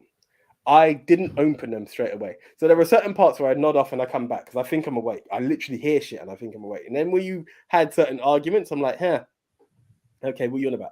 Now I've realized, no, that didn't actually happen. Or, yeah, okay, that makes point to your argument. That's all it was. I just needed to be awake to watch the film to realize it's not as good. So now that you've watched it, you see what I'm saying to be true. Oh, yes? I get it. I still think you're a bit too harsh. On certain points. And you can. I am literally just saying the things that are there. I'm not making things up. I'm like, that exists. That existing is a problem. Listen, I get it. Some I think I could fill the gaps in, but we don't need to go any further. It's a long list. As I said, I'm not here to do that list again. But those interested, he will post it on Twitter. But no, good fun. I've got that list lying around somewhere. Oh, I've got it somewhere. I've changed phone. You have it because anytime someone goes, oh, it's amazing, you're like, hold up, and then you scroll, you've got it, it's there. But you know the problem is that here's how fucked up people are. This goes back to one of my weird wiring things. You send that list to people. Here's the thing. You'll say to people, Civil War's actually shit. And people are like, what? Raw? How can you say that? I'm like, well, it's not just an opinion. I can factually explain to you. Like, it's not like I think it's bad because #reasons. It's like, no. I can objectively tell you these things happen in the movie, and I would like to hear how you can justifiably explain to me how that's good. And people are like, right, tell me then. And it's like, cool, here's the list. And they're like, I'm not reading that. It's great. It's like, yeah, that's always a problem. What was the point of this exchange then? Yeah. Send it. Forget it. Like, this is why I think people are fucked up. Not the dudes, obviously, but it's like, you wanted me to tell you what's wrong with it, and then when I'm showing you what's wrong with it, it's too much. Do you not like reading? Is the scope of your literary capacity cookbooks? The ones with the pictures? Like, what are we doing? What the fuck are we doing?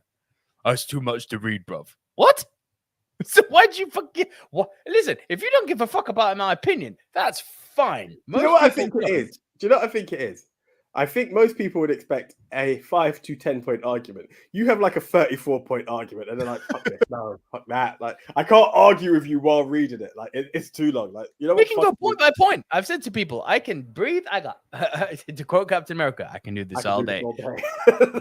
All day. Like, I can go point for point for people because I appreciate people look at it and be like, you are literally picking apart too many things here. I'm like, I'm not picking apart too many things. I am pointing out that there are too many things to pick apart in the movie. Like, who's to blame? The guy noticing the things to pick apart, or the person who made the things that need to be picked apart?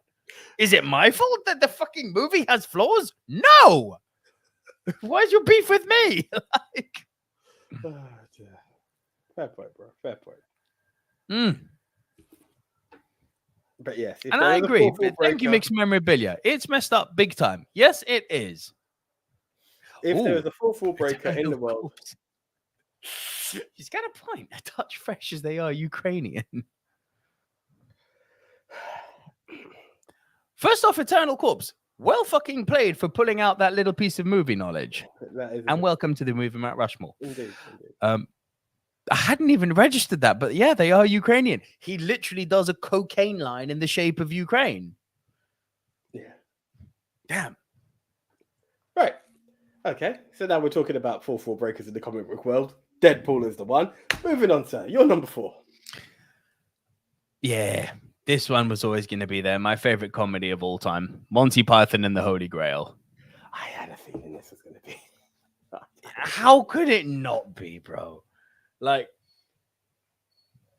they recycle the same fourth wall break joke so many times, and it never gets boring. It's like each time they just add one character in who they've met between the last fourth wall break and this one. And it's just a few simple words. Get on with it. It's fucking great.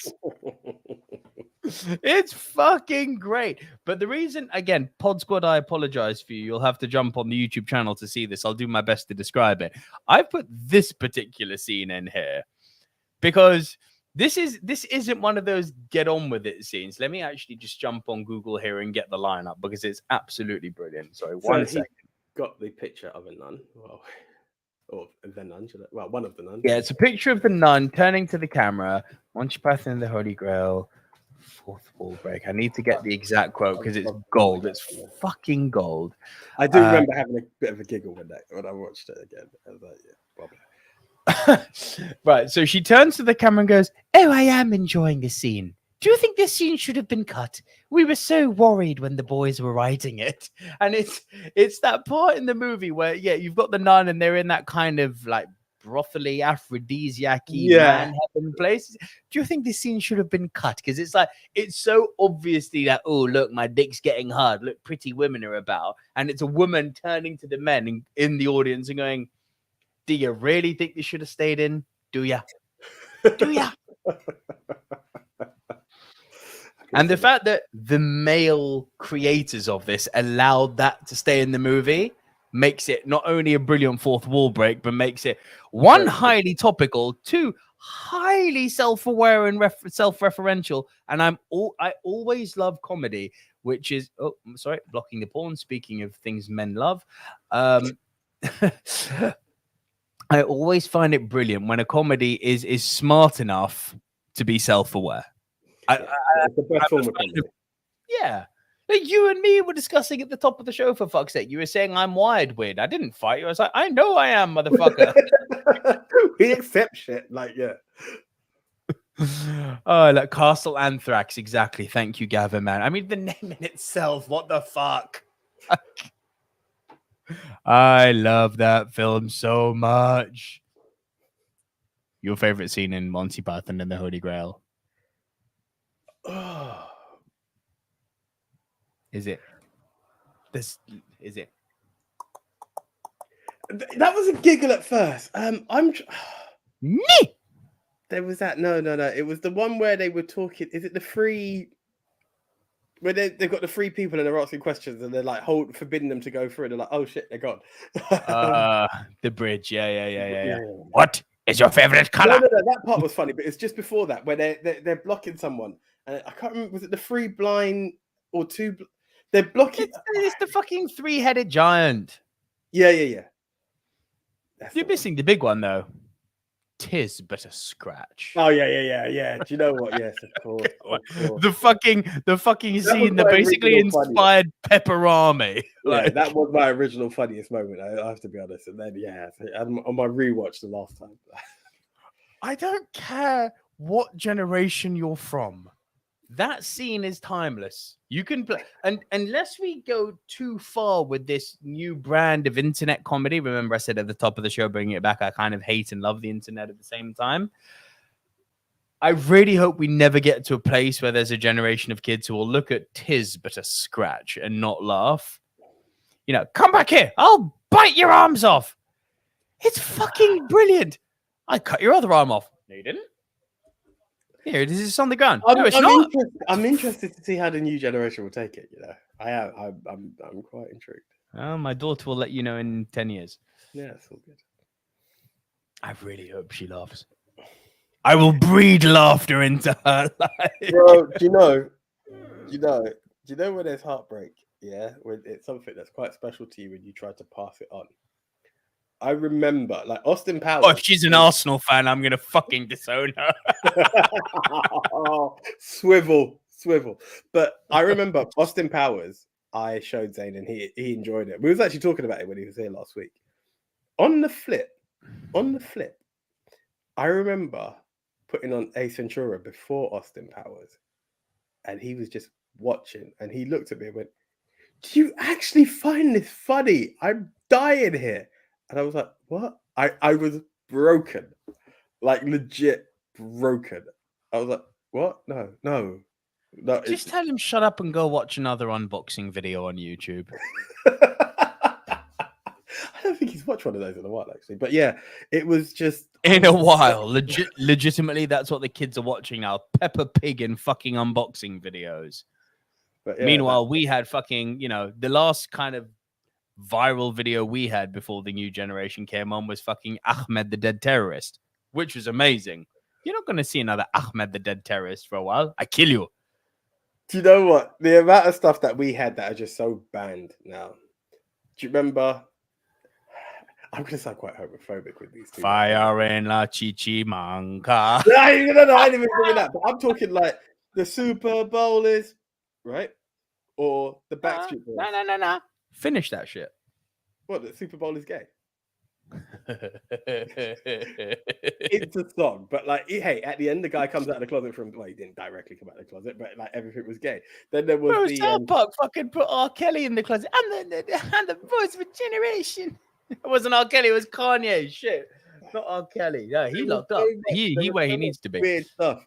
They done the which Backstreet Boys gay. We had the Will the all of them. If you heard the song, guys, it's there on YouTube. If you've not heard it, will the real Saddam please stand up? Like, do you remember these stuff? But we were talking about this a few weeks ago. What happened to angry white boy music? James loved that, for the record. He was like, "He's right. He's actually right." I was like, "Bro, we don't write the rules. We just, we don't make them. We just acknowledge them." Like, what happened to angry white boy rock? I need it to come back in my life. There's a lot of shit we need to bring back, man. There's a lot of shit we need to bring back. Especially the Chichi Man song. Bro, no. What? That is wrong. What? We have to acknowledge what it is. Bro, the Google algorithm is racist. They're not going to pick up on a word like Chichi Man. It's far too black for Google. You are aware of for a man who's open and liberal for everyone to be equal and live their life. You're aware what the lyrics to the song are, right? I'm aware of the word. I don't know. I'm not aware of what the lyrics are. I think you should say them. No, I'm not getting into that. If you're going to private message, go on, do it. I'm not getting into that, bro. Like, no. Basically, it says burn gays, according to AJ. Yeah. Where's this song from? Oh, Fire in La Chichi. Right, okay, yeah. I'm with. So it's from the minute they go into it. Oh, God, don't make me have to explain this. Just stuff. I'm gonna have to explain. Google algorithm is fucking racist as shit. They're not going to pick up on a black song. We're into this. We're promoting this kind of stuff. Basically, it says from them. Anyway, basically, it means if you go into a gay bar, give me fire, let me burn them. Like it's wrong. What? No, say it in a. Come on. Say it with the accent, man. Do it. Okay, do it. Do it. Are we really holding up a podcast for this? Absolutely. This is wrong. Do it. This is wrong. No, this is anti-coffee talk right now. Like, limit it. Just limit it. Like to quote Palpatine, do it. Do it. No, I'm not going to do it. I'll just. No. Yeah. You want to? That's really bad. I will intro my next film with like similar words. What, a lad in London? No. I'm talking about my next pick because we're both done number 5. Is it your number? No, it's your number 4. Then I'll intro mine. My number 4. So it's your number 4 now, my friend. What was your number 4? Oh, get fucked. Holy Grail. Yeah, sorry. Yeah, deviation. All right. So we're going fitting number 4 right now. That is the worst Jamaican I've ever done in a very long time. But anyway, you're not even Jamaican. Why are you doing a Jamaican accent? Because the song's Jamaican, you twat. Oh, forgive me for not fucking knowing that, my friend. Anyway, right, in at number 4, there's an Austrian version and there's a US version. The poster has both because it's the only closest to landscape I can get. Funny Games. Have you heard? Fire in La Chichima. No, it's not Fire in La Chichima. It's from them Aguanin up. Anyway, we'll leave it there. I've broken I can't even fucking get the song right. That's why I know we're not gonna get fucked with. Yes, you're not. But the more I was funny enough watching a film yesterday called I Give It a Year, and it says like the girl singing along to the song, and her partner just gets enraged. It's like, how do you keep getting the lyrics wrong? And it's like you're tempting me to get it, and I don't want to say it. Yeah. I'm a different man. I've grown. I've evolved. Stop, AJ, says Dan the Dad. Yeah, that was for me doing the other part. I've not done anything wrong here. Like, yeah, it was a terrible... You haven't. So, in answer to your question, no, what the fuck is this film? Disturbing as fuck is what the film is. Right? Now, the Austrian director has apparently made... Well, not apparently. The film was made in 1997. In 2007, he... remade the film for a US audience, and it's apparently frame for frame, but he's used American stars. I've watched the Austrian version. Bring up the poster again. Who are the American stars? We have Naomi Watts, Tim Roth, Michael Pitt, Brady Corbett, and Devon Gearhart. Okay, so 2 stars. One of them not American. Neither American. Naomi Watts is Kiwi, and Tim Roth is British. Carry on. Yeah, but all the same in American film. Yeah. However, I've watched the Austrian version. Both are available on Amazon for free. For once. Yeah, tell me about it. Now, this film is twisted. And funny enough, I was talking to John today, and I was talking about breaking the full food because I know one. Funny Games. I was like, I happen to have just watched that. He's like, which one? I was like, the Austrian version. He's like, oh, yeah. It is, bro. It's twisted. Don't leave me in suspense. I'm coming. So what are we talking here? Are we talking fucking Cannibal Holocaust? No. Martyr? What are we talking? It's similarly torture, but it's a weird, uncomfortable torture that goes along the way. So you start off with this family. Sorry, I have to cut you off again. When is torture ever comfortable? No, because it's not in your direct in your face torture. You know, like okay. It's not gore porn. No. It's weird because of the way they act, and this is what I'm about to explain. So you start off with this family, middle class family, driving to a holiday home. And they're there and they're playing all this classical music and they're trying to guess like, oh, which symphony is this and who sung it and all this kind of shit, right? Then they pull up into their holiday home. The father and son, it's a husband, wife, and son, right? The father and son go off to I think prepare the boat for a sail, or they go for a sail. I can't remember exactly. And the mum is in the house and she's just preparing for dinner. And there's a knock at the door, and it's this young guy. Peter, or I think he was Peter, or he could be Paul. You got Peter and Paul, and he just comes in and goes, "Oh, I'm here from the neighbours, and they're preparing a meal at the moment, and they just realised they're short on eggs. Could we get some eggs, please?" 4 eggs. And the wife's like, oh, that's not a problem. And she opens up and she's like, would you like me to wrap them? The guy's like, no, it'll be fine. We'll just take them. She gives him 4 eggs out of the 12. He walks off and he drops them. And he's like, I'm so sorry. I complete mistake of mine. I'm really clumsy of me. Could we get 4 more? She's like, what can we do now? She's like, well, we don't normally have eggs for breakfast. And he's like, yeah. So could I get some more? She's like, excuse me. He's like, well, I happen to have noticed you just opened a fresh box of eggs and you've just dropped 4 and there's 3 of you here. Maybe I could get another 4. She's like, okay. Then it comes into the point where she's like, so shall I wrap them? He's like, if you insist, maybe not. Then she wraps them just to be safe. And he goes off. Now you can see he's gone from really polite, but he's now been a bit intrusive, like suggesting. Yeah. Then at the point while she's wrapping it, he happens to accidentally, as a klutz, dropped her mobile phone into the sink where she was doing the dishes. He's like, oh my God, I'm so sorry. Now she has no form of contact because her phone is fucked.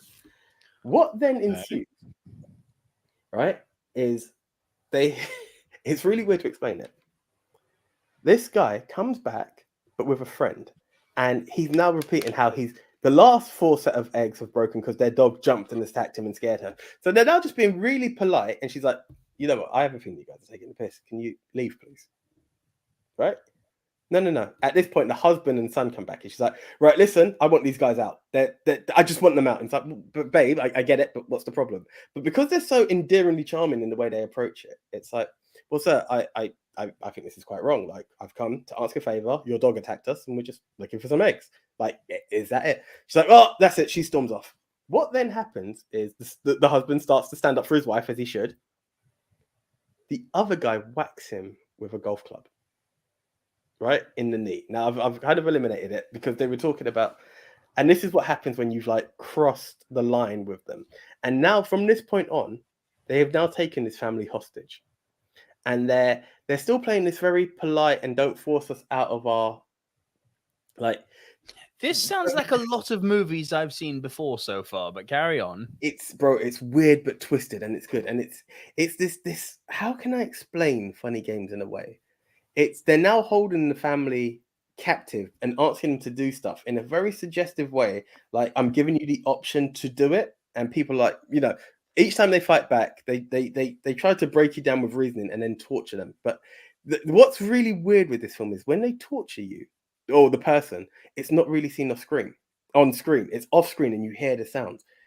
And the main guy, who is the main villain, Paul, when he's doing stuff, that's when he casually just breaks the 4/4. So there's a part where he's playing like hot and cold because something happens.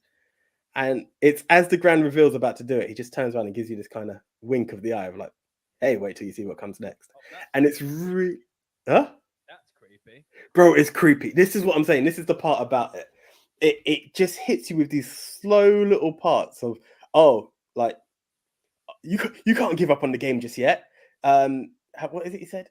That wouldn't complete a film. And then he looks at the screen like, you would like to see the outcome of the film, wouldn't you? You would like to see the arc where the villain gets his comeuppance. It's those slight little hints of the 4/4 breaking that really make the film kind of like chilling. It's a really good watch.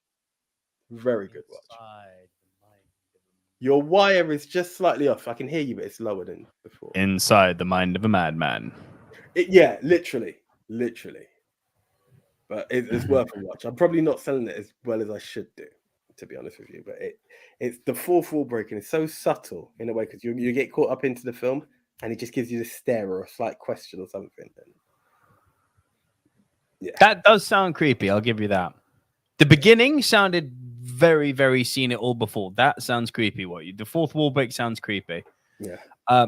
Mixed Memorabilia approves, AJ. Brilliant selection again, AJ. Directed by the legendary Michael Haneke, who made Hidden, a.k.a. Cash. There are 2 versions, the original and the US later version that he remade, as you said, AJ.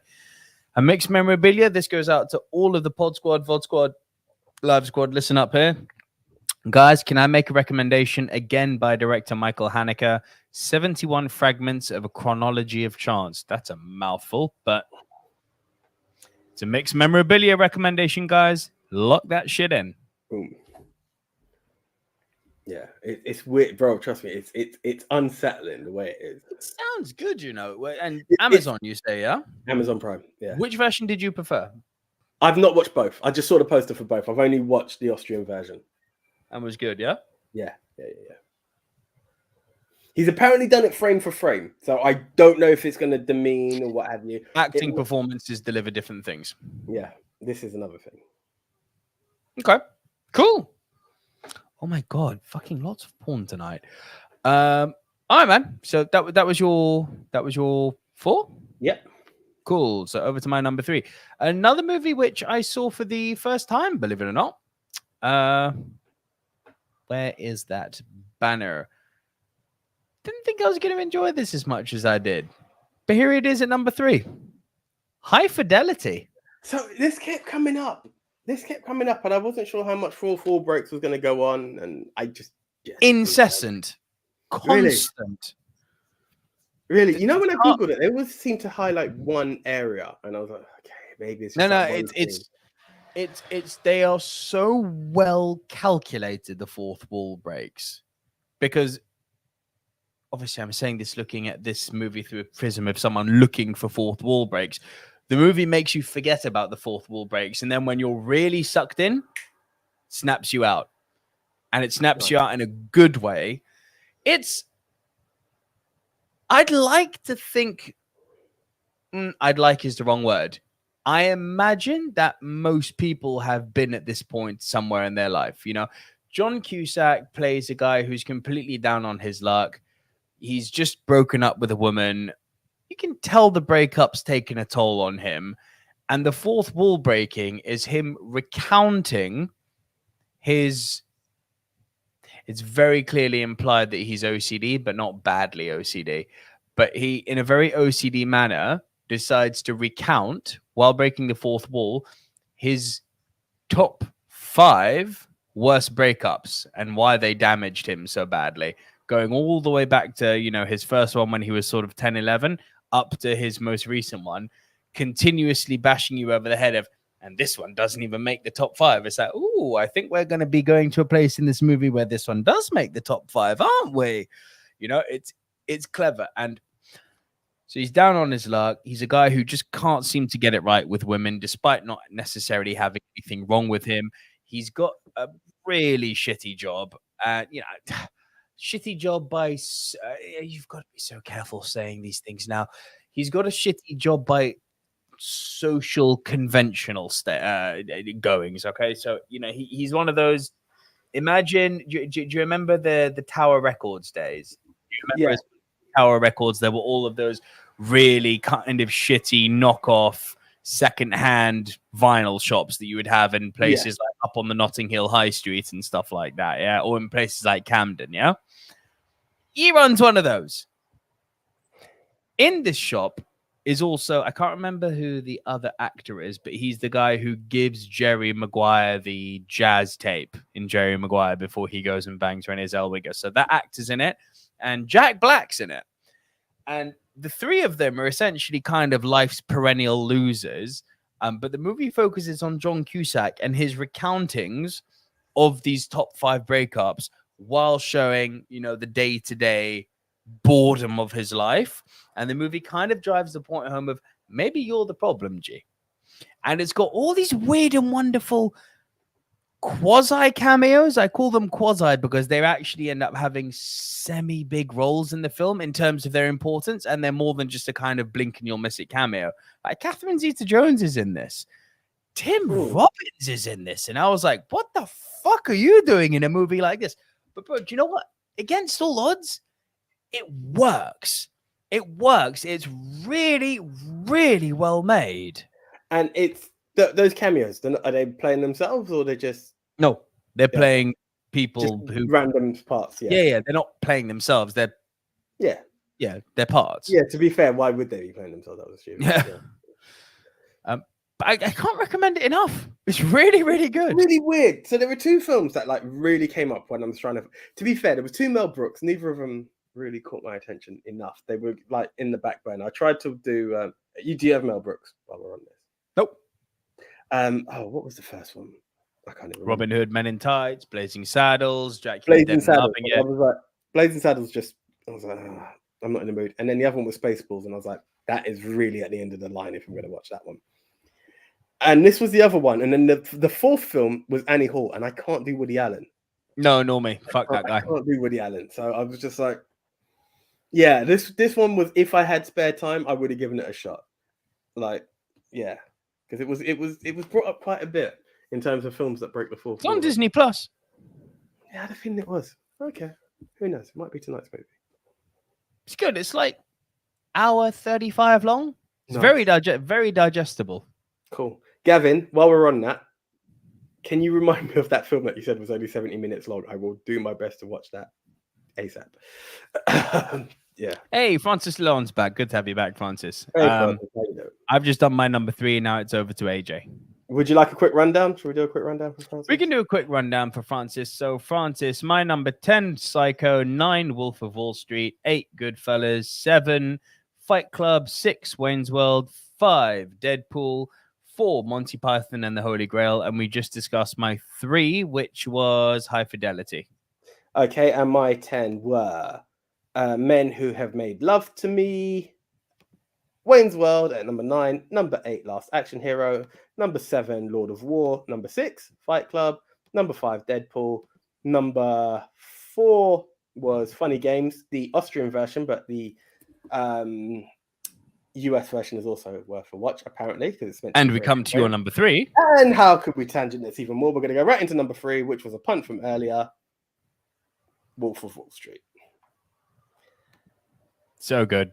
Yeah, it's one of those films that I just keep.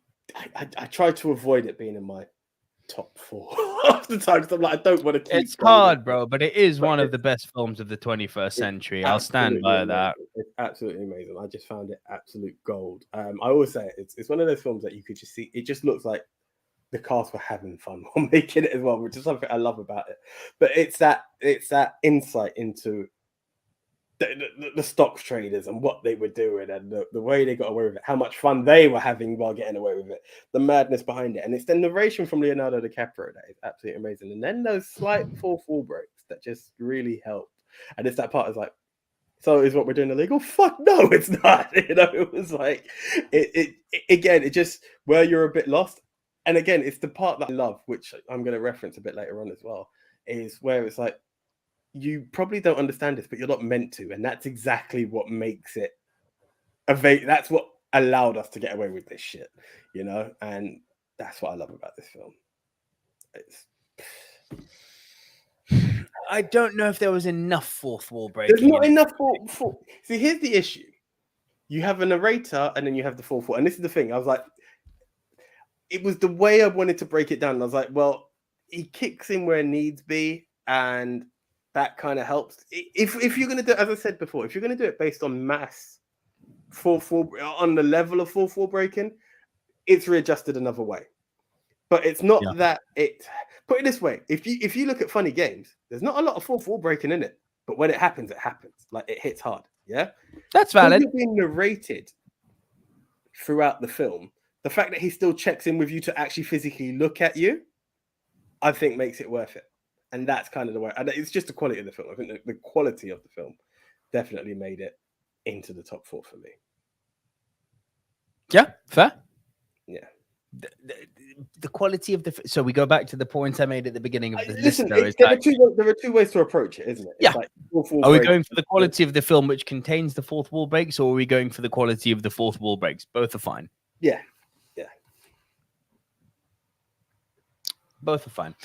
And we're talking about quality of fourth wall breaking. My number 2, possibly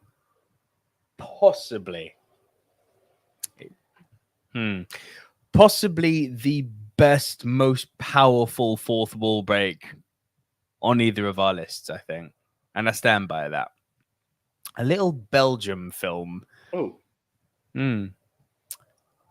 With a small Belgian actor you may have heard of called Jean-Claude Van Damme. I heard this was one. JCVD. I heard this was one, and I remember when we done Actors Who Fizzled Out. And wow. It's so good, man. I rewatched it for this list. It is so fucking good, this film. So Jean-Claude Van Damme plays Jean-Claude Van Damme, okay? Mm-hmm. Now, the movie's quite meta because what it does is it captures... It's semi-autobiographical. The unfoldings of the movie are not autobiographical. The shit that Van Damme is going through personally is semi-autobiographical. So while Van Damme is dealing with real things that actually happened to real Van Damme as opposed to movie Van Damme, it's kind of bookended and framed by, you know, the fantasy of this movie. And the fantasy of this movie is that Van Damme is going through, you know, a divorce case where they're fighting over custody of his daughter.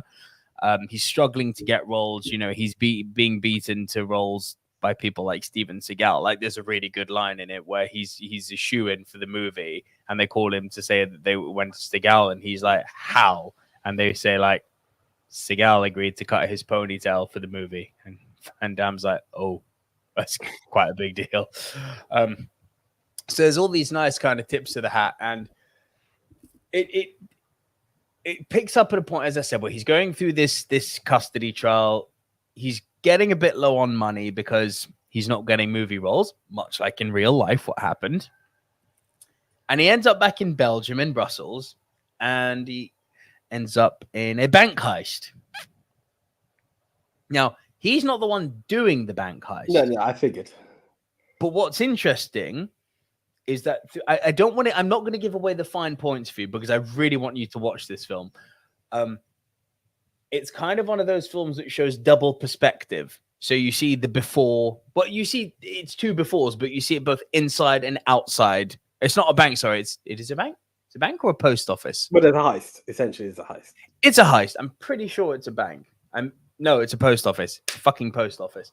But he's trying to withdraw money and he gets held up, right? But what you see from the outside looking in, so from the police officer's perspective, is movie star Jean-Claude Van Damme is holding up a post office. Oh, it all makes sense. He doesn't have any money. He's fighting over custody. He's broken down. He's gone crazy. Inside, Jean-Claude Van Damme is like, is he holding up the post office? What's actually happened here? Right? And there's a scene where it's so well done. There's only one fourth wall break, but it's a 6.5 minute long fourth wall break. Constant monologue fourth wall break. Roger Ebert, I'm sure you've heard of Roger Ebert, the greatest film critic of all time. He said this film was the second best acting performance of 2008 and should have won the Oscar were it not for a little movie called The Dark Knight starring a little guy called Heath Ledger. That's how good Roger Ebert rated this performance. And he said something quite brilliant. He said Van Damme in this fourth wall breaking monologue was more brutally honest about himself than any critic could ever be about how his life has unfolded. And bro, in this fourth wall break, he brings his reality into the storytelling of the movie, whereby he's talking about how he became down on his luck, how he became hooked on drugs, how he doesn't understand how people hold him up on a pedestal, how it breaks his heart that he's held up on a pedestal when there are people in the world who have accomplished so much more than he has and who are so much more deserving of the fame and the praise that he doesn't deserve. It's so honest and raw what he says. This is really fighting to be my number one. It really is, but I can't take off my number one. So, just a weird ass question. Yeah, this film, is it English or is it French? It's Belgium. Oh yeah. So he talks in Belgium in French. Oh, French. Yeah. Okay. No, it's French. Okay, that's what because I saw the subtitles. I'd never actually questioned that before until I saw. No, it's French. It's French. Okay, interesting. Not that it has relevancy to how good the film is, but yeah, just question that. I always assumed it was an English film. DVD, it's fucking sensational, AJ. Cool. And believe me, JCVD is awesome. It really is. No, I'll give it a shot. I will give it a shot. And Nico, we all know Van Damme is way better than Seagal. You're damn right we do. Seagal is a guy you smoke a joint to and laugh at. He's not a guy you take seriously. Come on. No. I mean, he's a certified ass kicker, but I never take it. I just can't. I can't. I'm sorry. And even the Chuck Norris thing, I've never bought into Chuck Norris. No. I don't care what he can do. Fucking cowboy. Come on. Chuck Norris would be better suited in a movie like Brokeback Mountain. Right. Come on. Chuck fucking Norris. Behave. Right. So that was your number 2? That was my number 2, bro. Yeah. And it's really like more I'm thinking about that fourth wall break. It's really pushing for my number 1. It's that good. I'll tell you what. And it's one of those things that I don't want to get caught in the hype. Funny Games is a kick-ass film, man. Like, you know when you know when you're there thinking about a film for a while. And again, it's one of those things that because I don't like spoiler territory, I don't want to get into it with you, but like it's something I would to discuss at another time. You'd be like, it has your mind ticking. Like today, after John found out we both watched it, some of the stuff we go, God, they're twisted. Like it's a good film. So I know how you feel when you're like, and it's on Amazon, so I will check it. Yeah. Right. In at number 2, the other punt from earlier, the other Scorsese, Goodfellas. Sure. Again, it's one of those things that I appreciate. It's more narration than fourth wall breaking. But with this one as well, I feel like it was the culmination of the narration, you know, through the whole storytelling that we've got in the courtroom. He's like, well, yeah, this is it. You know, the narration continues and he finally starts to acknowledge you and look through and he just starts to develop into what the story is. And I just loved it. Again, I felt it was kind of impactful. Like as much as I've seen you narrating what's going on, it kind of just brings it full circle to me. That's what I liked about this film. Is there greater fourth wall breaks? Yes, I agree. But in terms of quality of film, this is the best thing on the list. Yes. Still. This is the best thing on the list. My number 1. I can't figure for the life of me what your one is. My number 1, I have too much love for. It's weird. It's a weird love I have for this film, and that's why I appreciate it. But it's weird. It's a different quality. It's a different quality of film. If you're going to talk like a standard, this is a film I'll sit down and watch all the time. Goodfellas wins hands down. Yeah, that's the best film.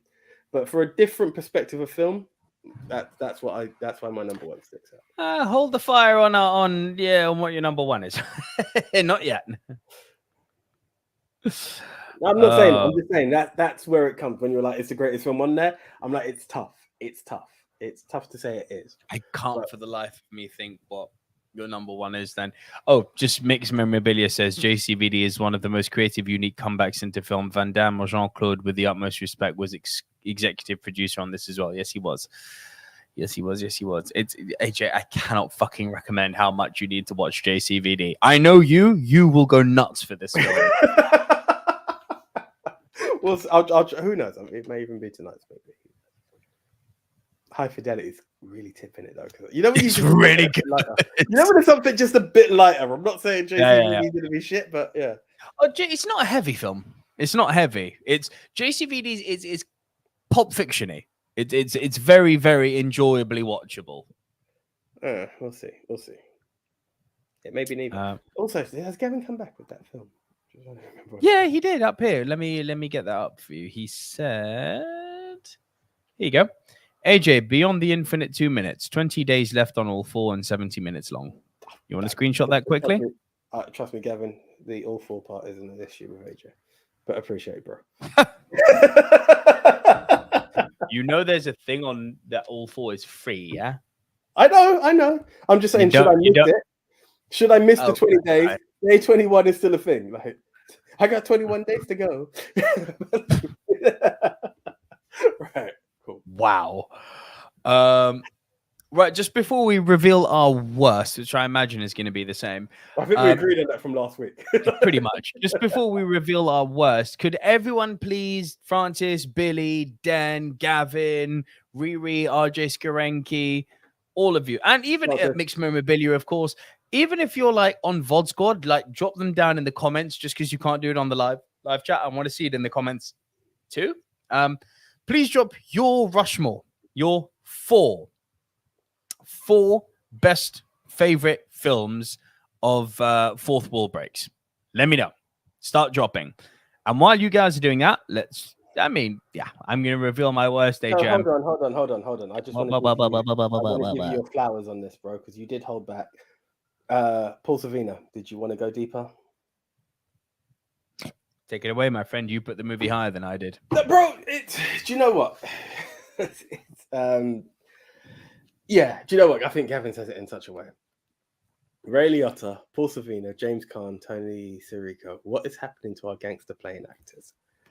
And it's just one of those faces, and like Goodfellas, everyone plays their part. And it was one of those moments where I was just like, I think that sums it up, actually. It's, when you're getting old is when the people you looked up to as a kid and possibly your teens and you still recognize later on in film are just dropping off. Like, I remember James Caan, and I remember watching Godfather for the first time, and I was like, actually, what is the last James Caan film I've seen? And you're like, these are people I've really appreciated and not appreciated enough, actually. I've underappreciated them, if I'm honest. For sure. You're like, you know what, good they're still about. And then you just hear news like that, and you're like, oh man, like some stuff for generations before. It's really weird because I'm just going to get into the depth of how I look at life. Go. Let me go into it. Some stuff you appreciate was there before us, but you just take it for granted, and then you start to appreciate what is there in your current time as you start to get older, and you start to feel like you start to appreciate stuff more because you start to realize the stuff that you took for granted is gone. They're like, you don't know a good thing till you've lost it. That's kind of the way I see it in life. Like these great names that we just, James Caan's there, and Ray Liotta's there. Like, again, go back to that statement. You would sooner believe that Joe Pesci, Robert De Niro, hell, even Al Pacino would have been gone before Ray Liotta. And it's like, it's here 1 minute, it's gone the next. And that's the same here when it comes to Paul Savino. It's like, you're always familiar with him and he's there. And if you want that gangster archetype, he fits the bill. Gone, just like that. So, let's appreciate what we have while we can, guys. And may your soul rest in peace, sir. And thank you for the memories. It's the best way I can word it at this current point. You're better at that shit than I am, mate. I'm not going to add to it. Well done. Cool. Right. Joint worst. This isn't a fucking mystery. Ferris Bueller. Yeah, that's the one. Ferris Bueller's Day Off. I don't understand people's love for this movie. It just wasn't anything great. So there were two things that happened when we done Raunchy Teen. There were a lot of films that were like, oh my God, you need to see it. And you start to watch all these teen movies. Fast Time at Ridgemont High was average. Fine. Dead average. Risky Business gave me nothing, but I was like, it's watchable. Then there was Ferris Bueller, which everyone was like, oh my God, it's amazing. And he's the best. Ferris Bueller's the man. What do you mean he's the man? He's the worst person you could possibly want in your life. What? He's not a good friend. He's not a good boyfriend. Like, where is Ferris Bueller the man? He's not a good friend. He's not a good boyfriend. He's not particularly cool. Like, he's kind of a dork. Yeah. Kind of a bit of a Cesaro. It was just this self-entitled prat who just had a day off and just starts to show you, like, this is what I can get away with because I have a trust fund. Like, oh, fuck yourself. Like, cool, man. So could everyone if they had some money. You're a dick. And you're an entitled dick at that. The biggest stuff that you've done wasn't even with your family car. It was with your best mate's dad's car. So go fuck. You got all that money and you can't even fucking jack your dad's car. You're just a bad criminal. Yeah. It just left me empty. You know what Ferris Bueller is? He's Cheddar Bob.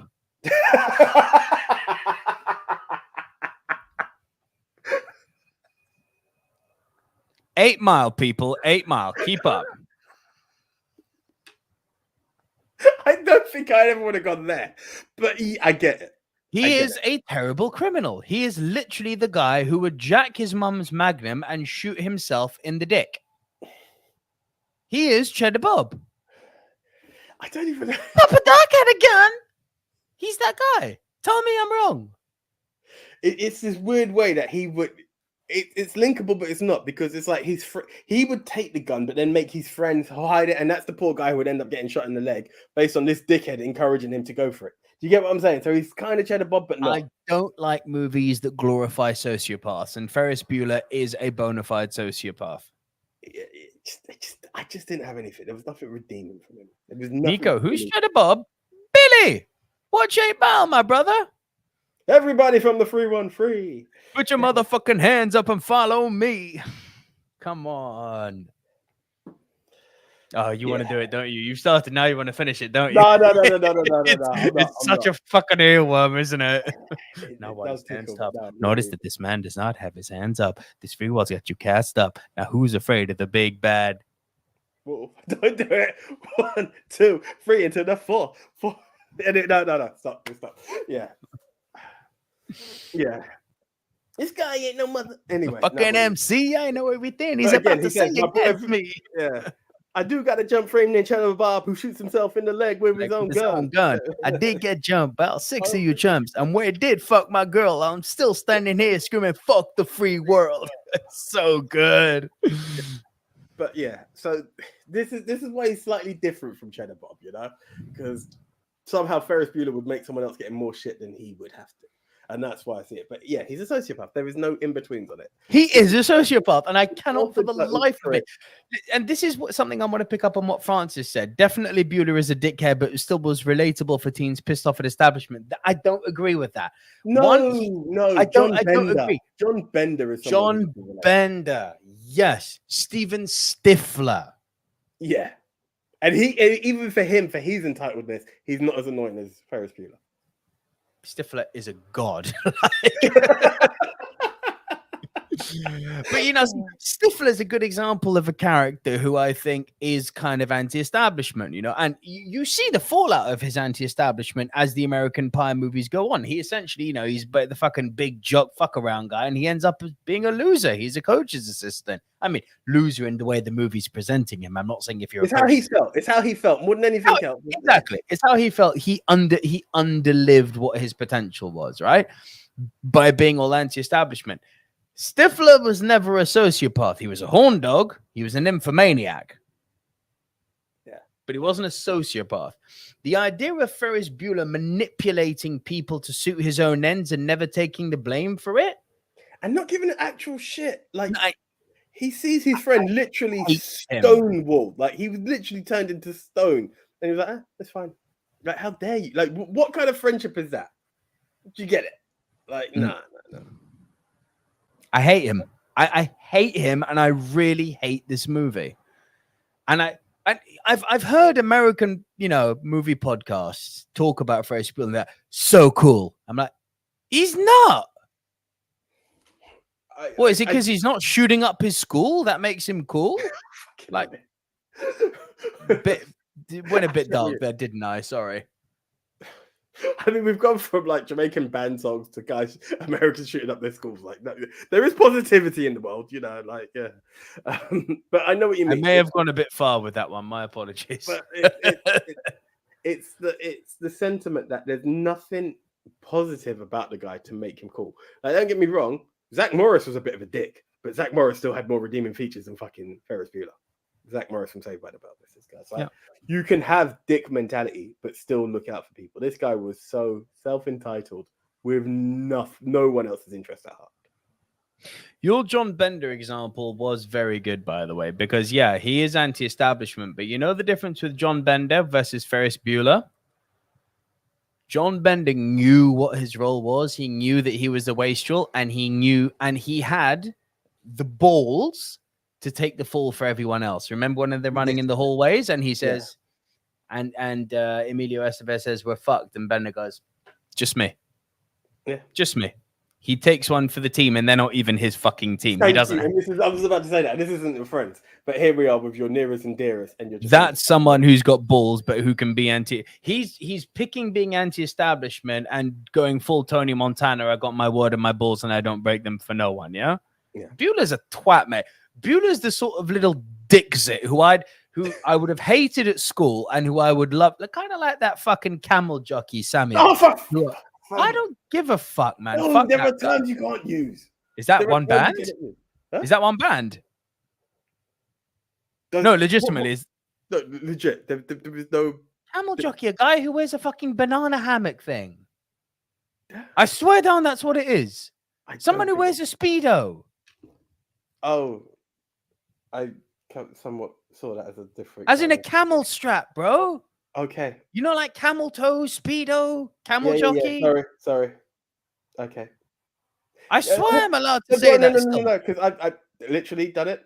An athlete who rides camels in races, slang/offensive ethnic slur. Oh no, so that's not at all what I meant. And the fact that the guy happened to be from that part of town. No. Rewind. I'm just saying he's the type of twat who would fucking ride a. I'm thinking camels now. God damn it! Like he wears speedos. Like yeah.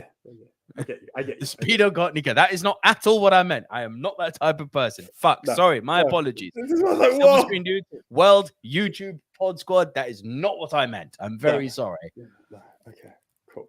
Thank you for edutaining me, AJ. Yeah, we're good. We're good. No, but people like that dickhead. You know, he's the sort of dickzit who played it big at school and who would then, you know, you'd meet him now in life and you'd just be like, I could knock the fucking square shit out of you, but you're not even worth it. Next round of fries, please, bitch.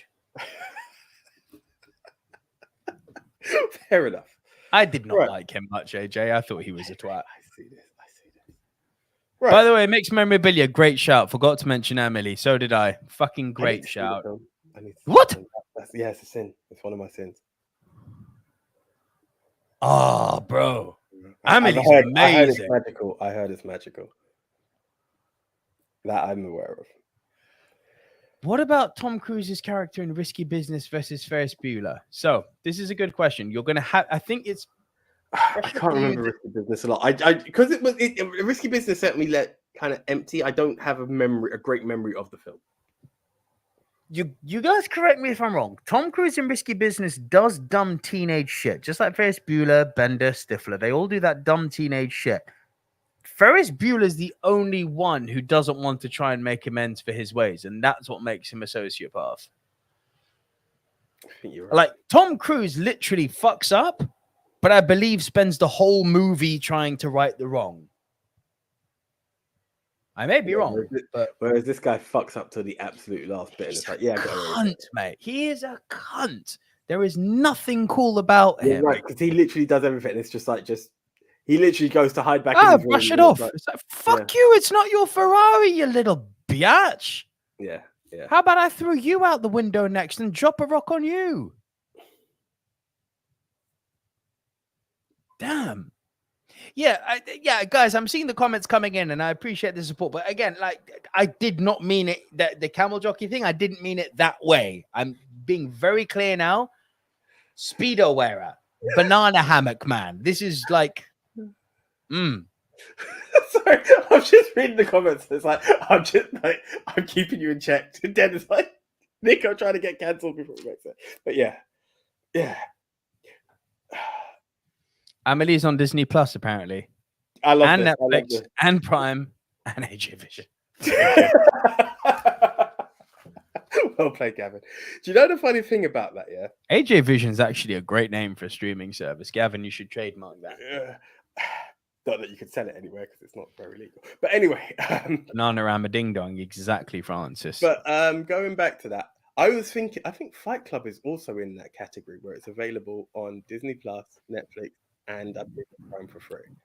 It's weird that there is that film. There are those films that literally cross all platforms of streaming. This is a good question for Riri Thomas. Ferris Bueller or Will Ferrell films? What's worse? I'd still say Will Ferrell. So here's the thing. Ferris Bueller, I only have to deal with him once. Will Ferrell's constant annoyance. Ferris Bueller is an annoying character, right? Who was meant to be cool and appreciated. Whereas purposefully, the Will Ferrell movies is continuously the same kind of acting that's just not funny, and we don't understand how it's there. Do you get what? It's similar but different. You're a huge man child, whereas Ferris Bueller, I believe it's two different devils, and I don't know if there is actually one that's worse. One's a character, one's real. Yeah, and it's real in continuous films. It's like you can't play anything else, and I know people might say that about Jim, but it's completely different. I think Jim manages to contain it. Jim can play other shit, and he's shown it. Well, yeah. But I'm saying that when it was that side of comedy, everyone's like, it's all the same stupidness. No. Jim Carrey could deliver, whereas Will Ferrell just, to me, has not done that yet. Waiting for Will Ferrell to give me something like a Truman Show. And I'm also waiting for Will Ferrell to make me laugh as much as I have in Liar Liar. No possible. Austin Harris did. That was quite funny. Sorry. That was quite funny. I have broken my leg and it is beginning to smell like almonds. Let me try the other one. Ah! Cook 45, I see you, bro. I see you, bro. Very good. Very, very good. Okay, cool. So I'll go with my number one. I don't know what yours is, but I'm intrigued considering you're holding it in as high reverence as Goodfellas. But yeah, I'll just go with mine. My number one from Adam McKay, Big Short. The Big Short. Oh shit, AJ. Yep, joint number one.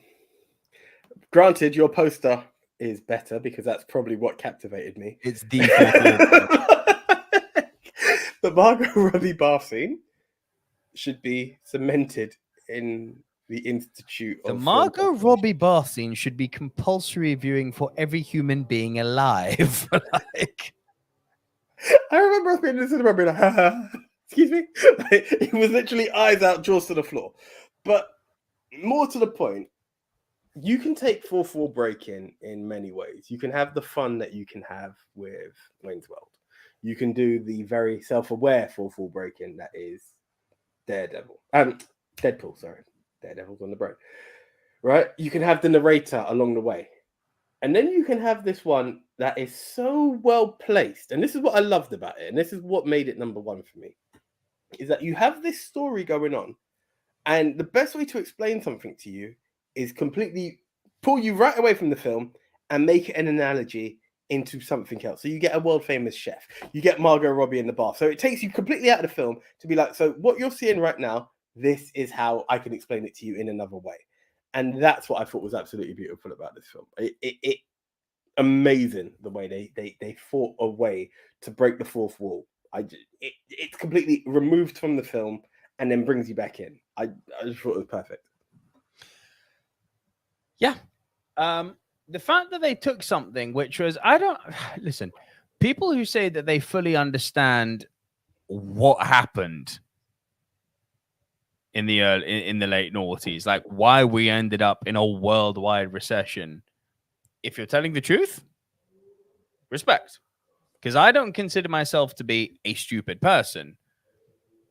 I'm a B+ student. I'm not, top of the range. I'm not Oxbridge material, but I do all right. I was flummoxed by what the fuck happened. I couldn't get my head around it. And as I say with humility, I don't perceive myself to be especially stupid. I'd like to think a bit of the opposite, minus my understanding of the term camel jockey. But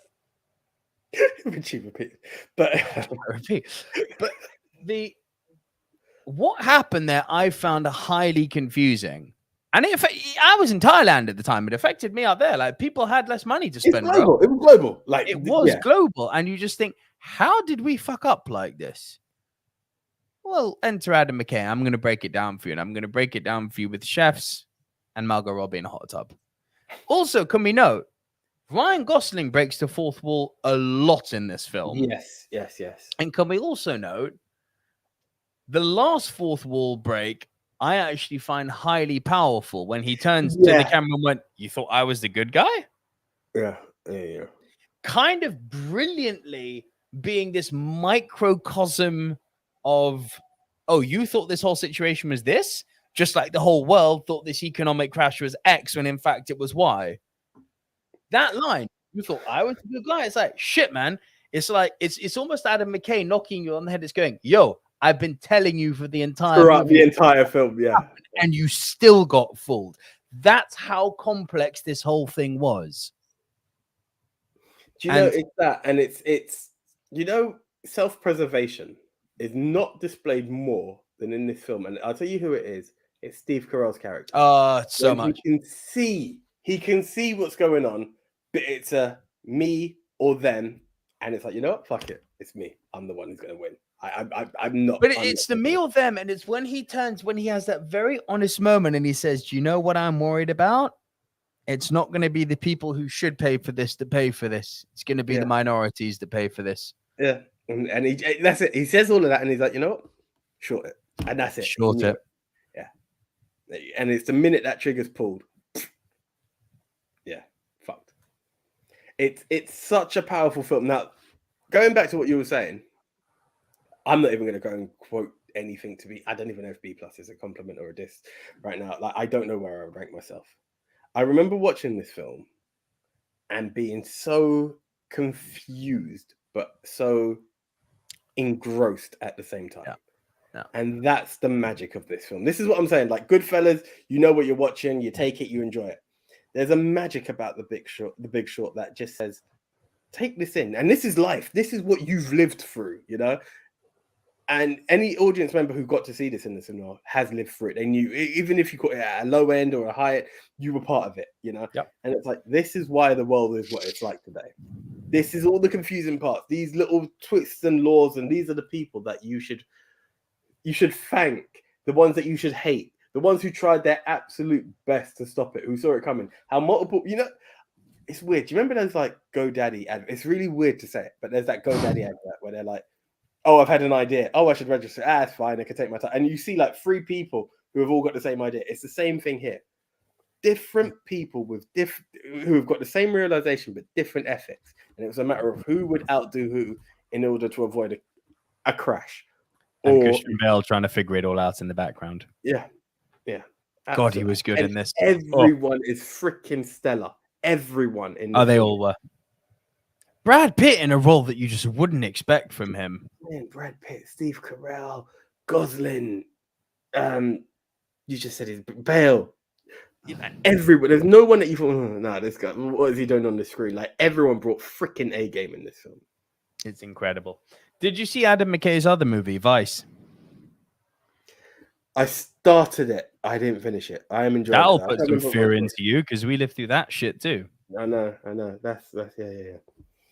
Again, Bale was just morphed in that freaking film, man. Bale and Rockwell, mate. That's the thing I need to keep. I need to finish it. I do really need to finish it. I can't remember. I think it was to do with Bale, Rockwell, and I think Carell's in it too. Yeah, Carell is. He's playing Donald Rumsfeld. Yeah. I remember powerhouses there, my brother. Woo! I think it was for our World League. Something. It was one of the episodes, and I didn't get to finish it. And then, as the podcast is, you just keep going. But yeah, I do really want to see Vice. Vice is amazing. And Billy Mount, just to go back to your question, going back onto Will Ferrell, do you think Will Ferrell is worse than Adam Sandler? Yeah. Hell yeah! It's not even close. Now, don't get me wrong. Adam Sandler has made some horrendous fucking career choices with his comedies. You know, Grown Ups and Grown Ups Part 2 notably come to mind. But people forget this about Adam Sandler. This man is a 2-time Oscar-nominated actor. Bro, do you know what? Adam Sandler, with the day Adam Sandler chooses to stop doing movies for his kids, which he is fucking entitled to do. Raul Julia did it with things like The Addams Family and Street Fighter. Power to the man. Raul Julia is never going to go on record and say, yes, M. Bison was my career definer. Adam Sandler's not presenting the fact that he did these grown-ups movies and Hotel Transylvania. These aren't career definers. No, but then but go and watch him in things like Punch Drunk Love. Incredible. Uncut Gems. Amazing. The Meyerowitz stories. I would say even a movie that masqueraded being a comedy to start with and out of nowhere became a fucking drama and a good one at that. Click. Click was good. What was that? The one he done with Jack Nicholson. I actually really enjoyed that one. Like he's done some good films. What I didn't like is I must admit, early Adam Sandler, it was that weird voice he insisted on making people think was his own. Like, don't get me wrong, I enjoyed Happy Gilmore. By the time like Big Daddy. Did you ever see Happy Madison or Billy Madison, whatever the fuck it was called? That's Billy Madison. Maybe, probably. I remember Happy Gilmore. I remember Big Daddy. Big Daddy was fun. Yeah. Big Daddy was a lot of fun. Waterboy. And I was like, he didn't have to. I just didn't like the way he kept. My name's Baby BK. Characters that he wanted to portray. I was like, you can do more. you know. But apart from that, I've never hated it. I just thought you could do better. This is what's frustrating about Adam Sandler. The talent is there for the world to see, and it's like, dude, just do your right decision. You know, you can play the underdog, but it was like, I don't want to say, it was challenged underdog, and that's what I didn't like. It just felt like cheap heat, an easy go-to, and I was like, do better. Literally do better, because we know you got better. And then when he does do better, the world's like, oh yeah, Sandler's actually pretty fucking good, isn't it? It's like, yeah, he's an Oscar-nominated actor. It's like when people say Nick Cage is a shit actor. One, he's a Coppola. Two, let's not talk about The Wicker Man, yeah? The guy is an Oscar-nominated actor. People forget this. Have you Raising Arizona, Leaving Las Vegas? Like, have you seen these films? Like, Sandler's good, man. Like, when he puts it on, when he goes dramatic, he's fucking good. Yeah. But even in some of his comedies, like, depending on the way the range he delivers, you can do it. I'm yet to see that with Will Ferrell. Like, the one film I did like was Megamind. Will Ferrell doesn't have that gear, mate. Will Ferrell does not have a dramatic gear. He does not have it. And if he's got it, where is it?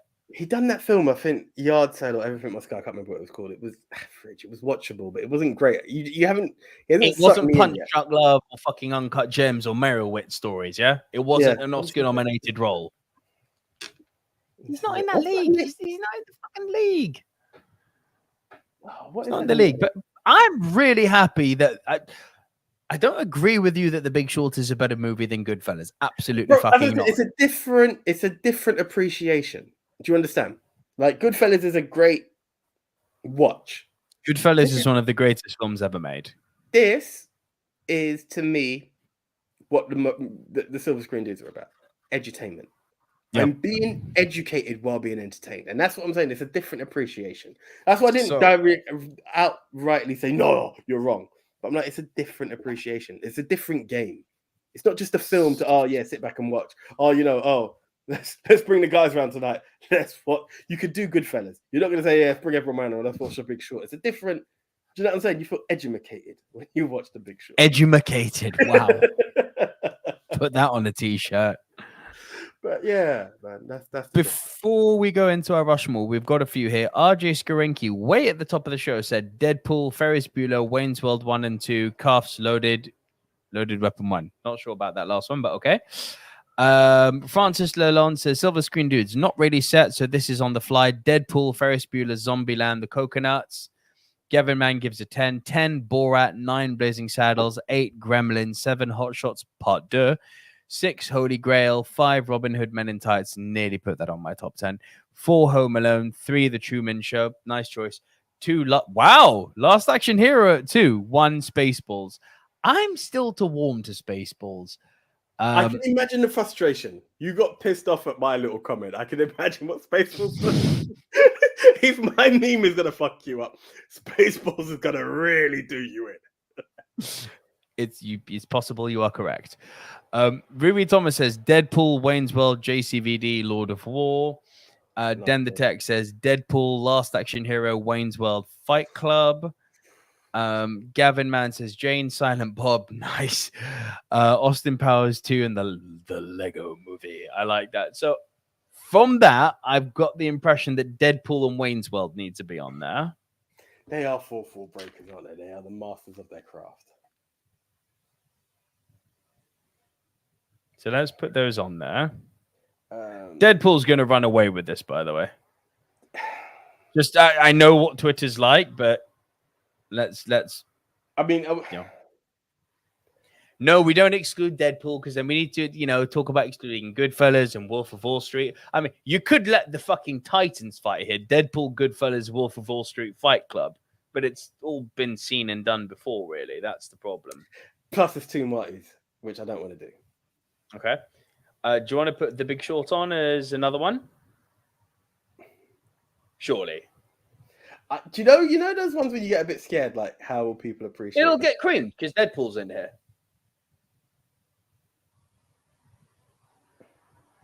But I just want to establish what percentage of the population of Twitter have seen this movie and appreciate this movie. So here's another one that's come up a few times.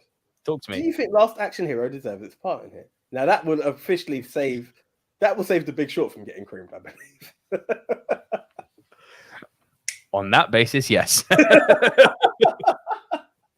I'm kind of down with it because I feel like it represents it as well.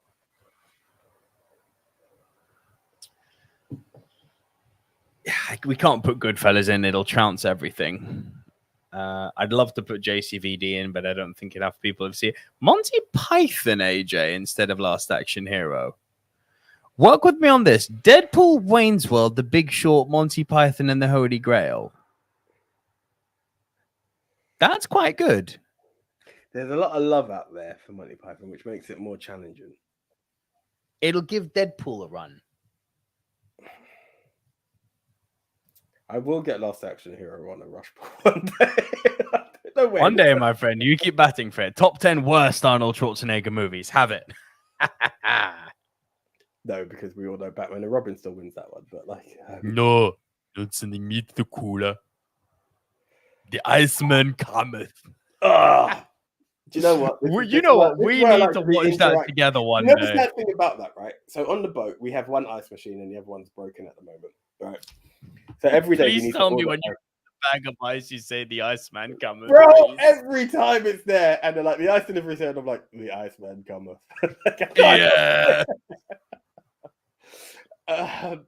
So let's make it interactive, guys. First three people, my favorite game. First three. Last Action Hero or Monty Python. Whichever one's Last Action Hero or Monty Python. Go.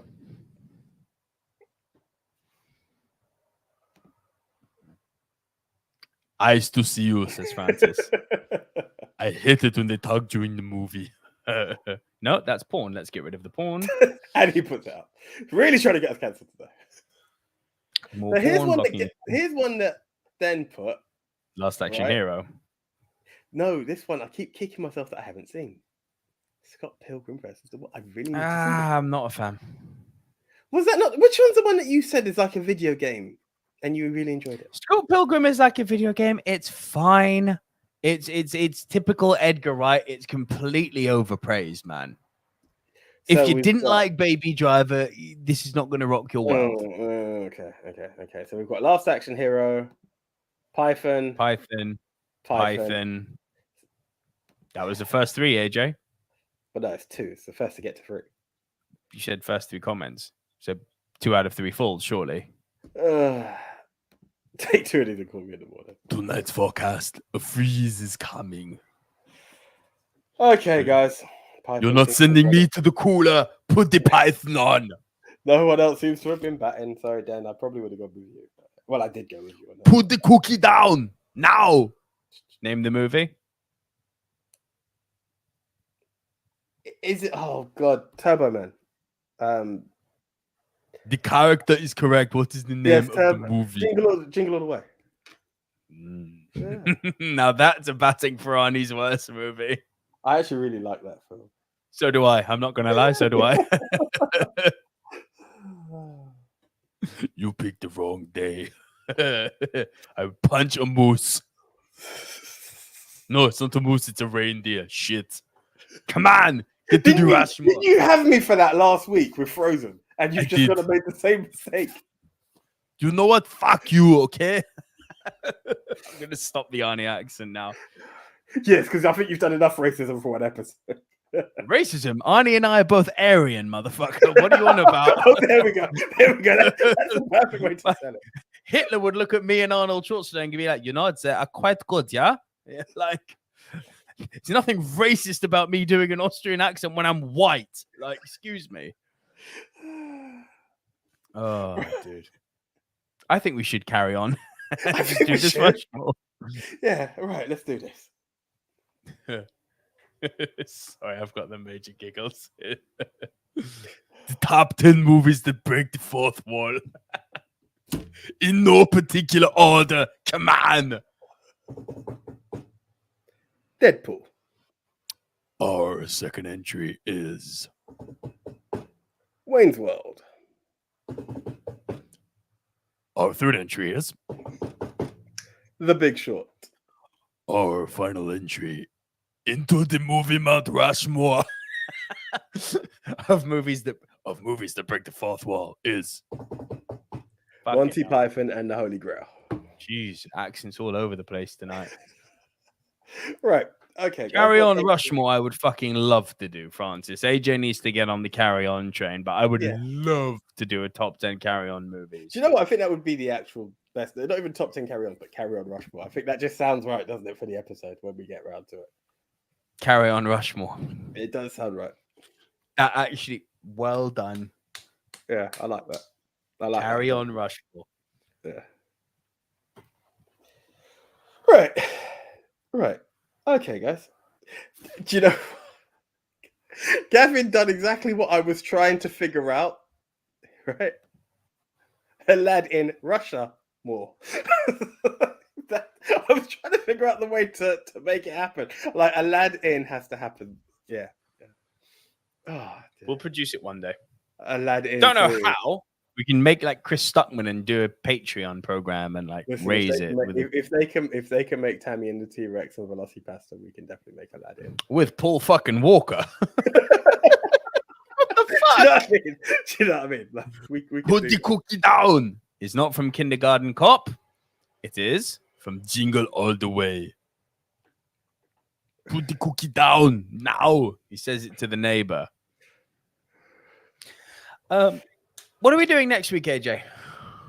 Satisfying movie endings? Movies in a hotel? What are we doing? I believe it was satisfying movie endings. Everyone cool with that in the chat? Please be, because my list is nearly complete. Like, if I have to do hotels, I'll have to spin this shit rap. I got a very good list for. No. It's not a tumor. Let's do it. Fuck it. Satisfying movie endings. That's the topic next week. AJ, wrap it up. Cool. Okay, guys. So thank you very much. Truly appreciated you being with us for 2 hours and 35 minutes. It's been great. So, Francis, the topic is we're going to do satisfying movie endings. That's going to be our topic for next week. So, yeah, just any film that makes you feel all warm and fuzzy inside when it finishes. So just once again, thank you very, very much. Or just to make you want to, spoiler, throw your fist to the air. Ooh, yeah, actually, is that on my list? I can't remember. Fucking better be. Yeah, very likely it is. I can't remember where and what, but yeah, that's that. So, guys, again, as always, thank you for being part of the live squad. If you are part of the VOD squad, also appreciated. And as Nico said, drop some comments down. Let us know you're there. Like, let's get some VOD squad in the house kind of tweets and stuff and messages. Just literally at the bottom of your Facebook or your YouTube, just let us know you're there. Also, guys, if you are part of the Pod Squad, that means you are someone who is on Spotify, iTunes, Apple Podcasts, Castbox, Deezer, Spreaker, iHeartRadio, Podchaser, Tuna, Stitcher, or Geo7, and you've just searched for Movie Mount Rushmore, or you just pass it on to your friends. Search for Movie Mount Rushmore. That's the thing. So we do appreciate you absolutely everywhere. And as always, guys, remember, we, the Silver Screen Dudes, have had the challenge of making the 4 must-see breaking the 4 movies. It's now the challenge of you guys to head on over to Twitter at MovieMT but more importantly, at Movie Polls for you, where you can cast your vote to crown the ultimate 4 breaker. Yeah. Yes. So that's that. So until the next time. If you've liked listening to us for the last 2.5 hours, guys, remember we are nearly at our objective. You can support the channel at any rate that is comfortable to you. Just go on over to buymeacoffee.com/movie dudes. The link to that is in the description below of the video and in the description of the podcast. For less than the price of your daily Starbucks, you can support us, helping us make this weekly content, and we will improve the show for you once we've hit our landmark. We will invest in new software. We will make it awesome. So I've got Everything Is Awesome stuck on my head because someone put, who was it who put Lego Movie? It was bloody Gavin. Everything is awesome. Everything is cool when you're part of a team. See you all next week, yeah. When you're living in a dream. We're out. See ya. See ya.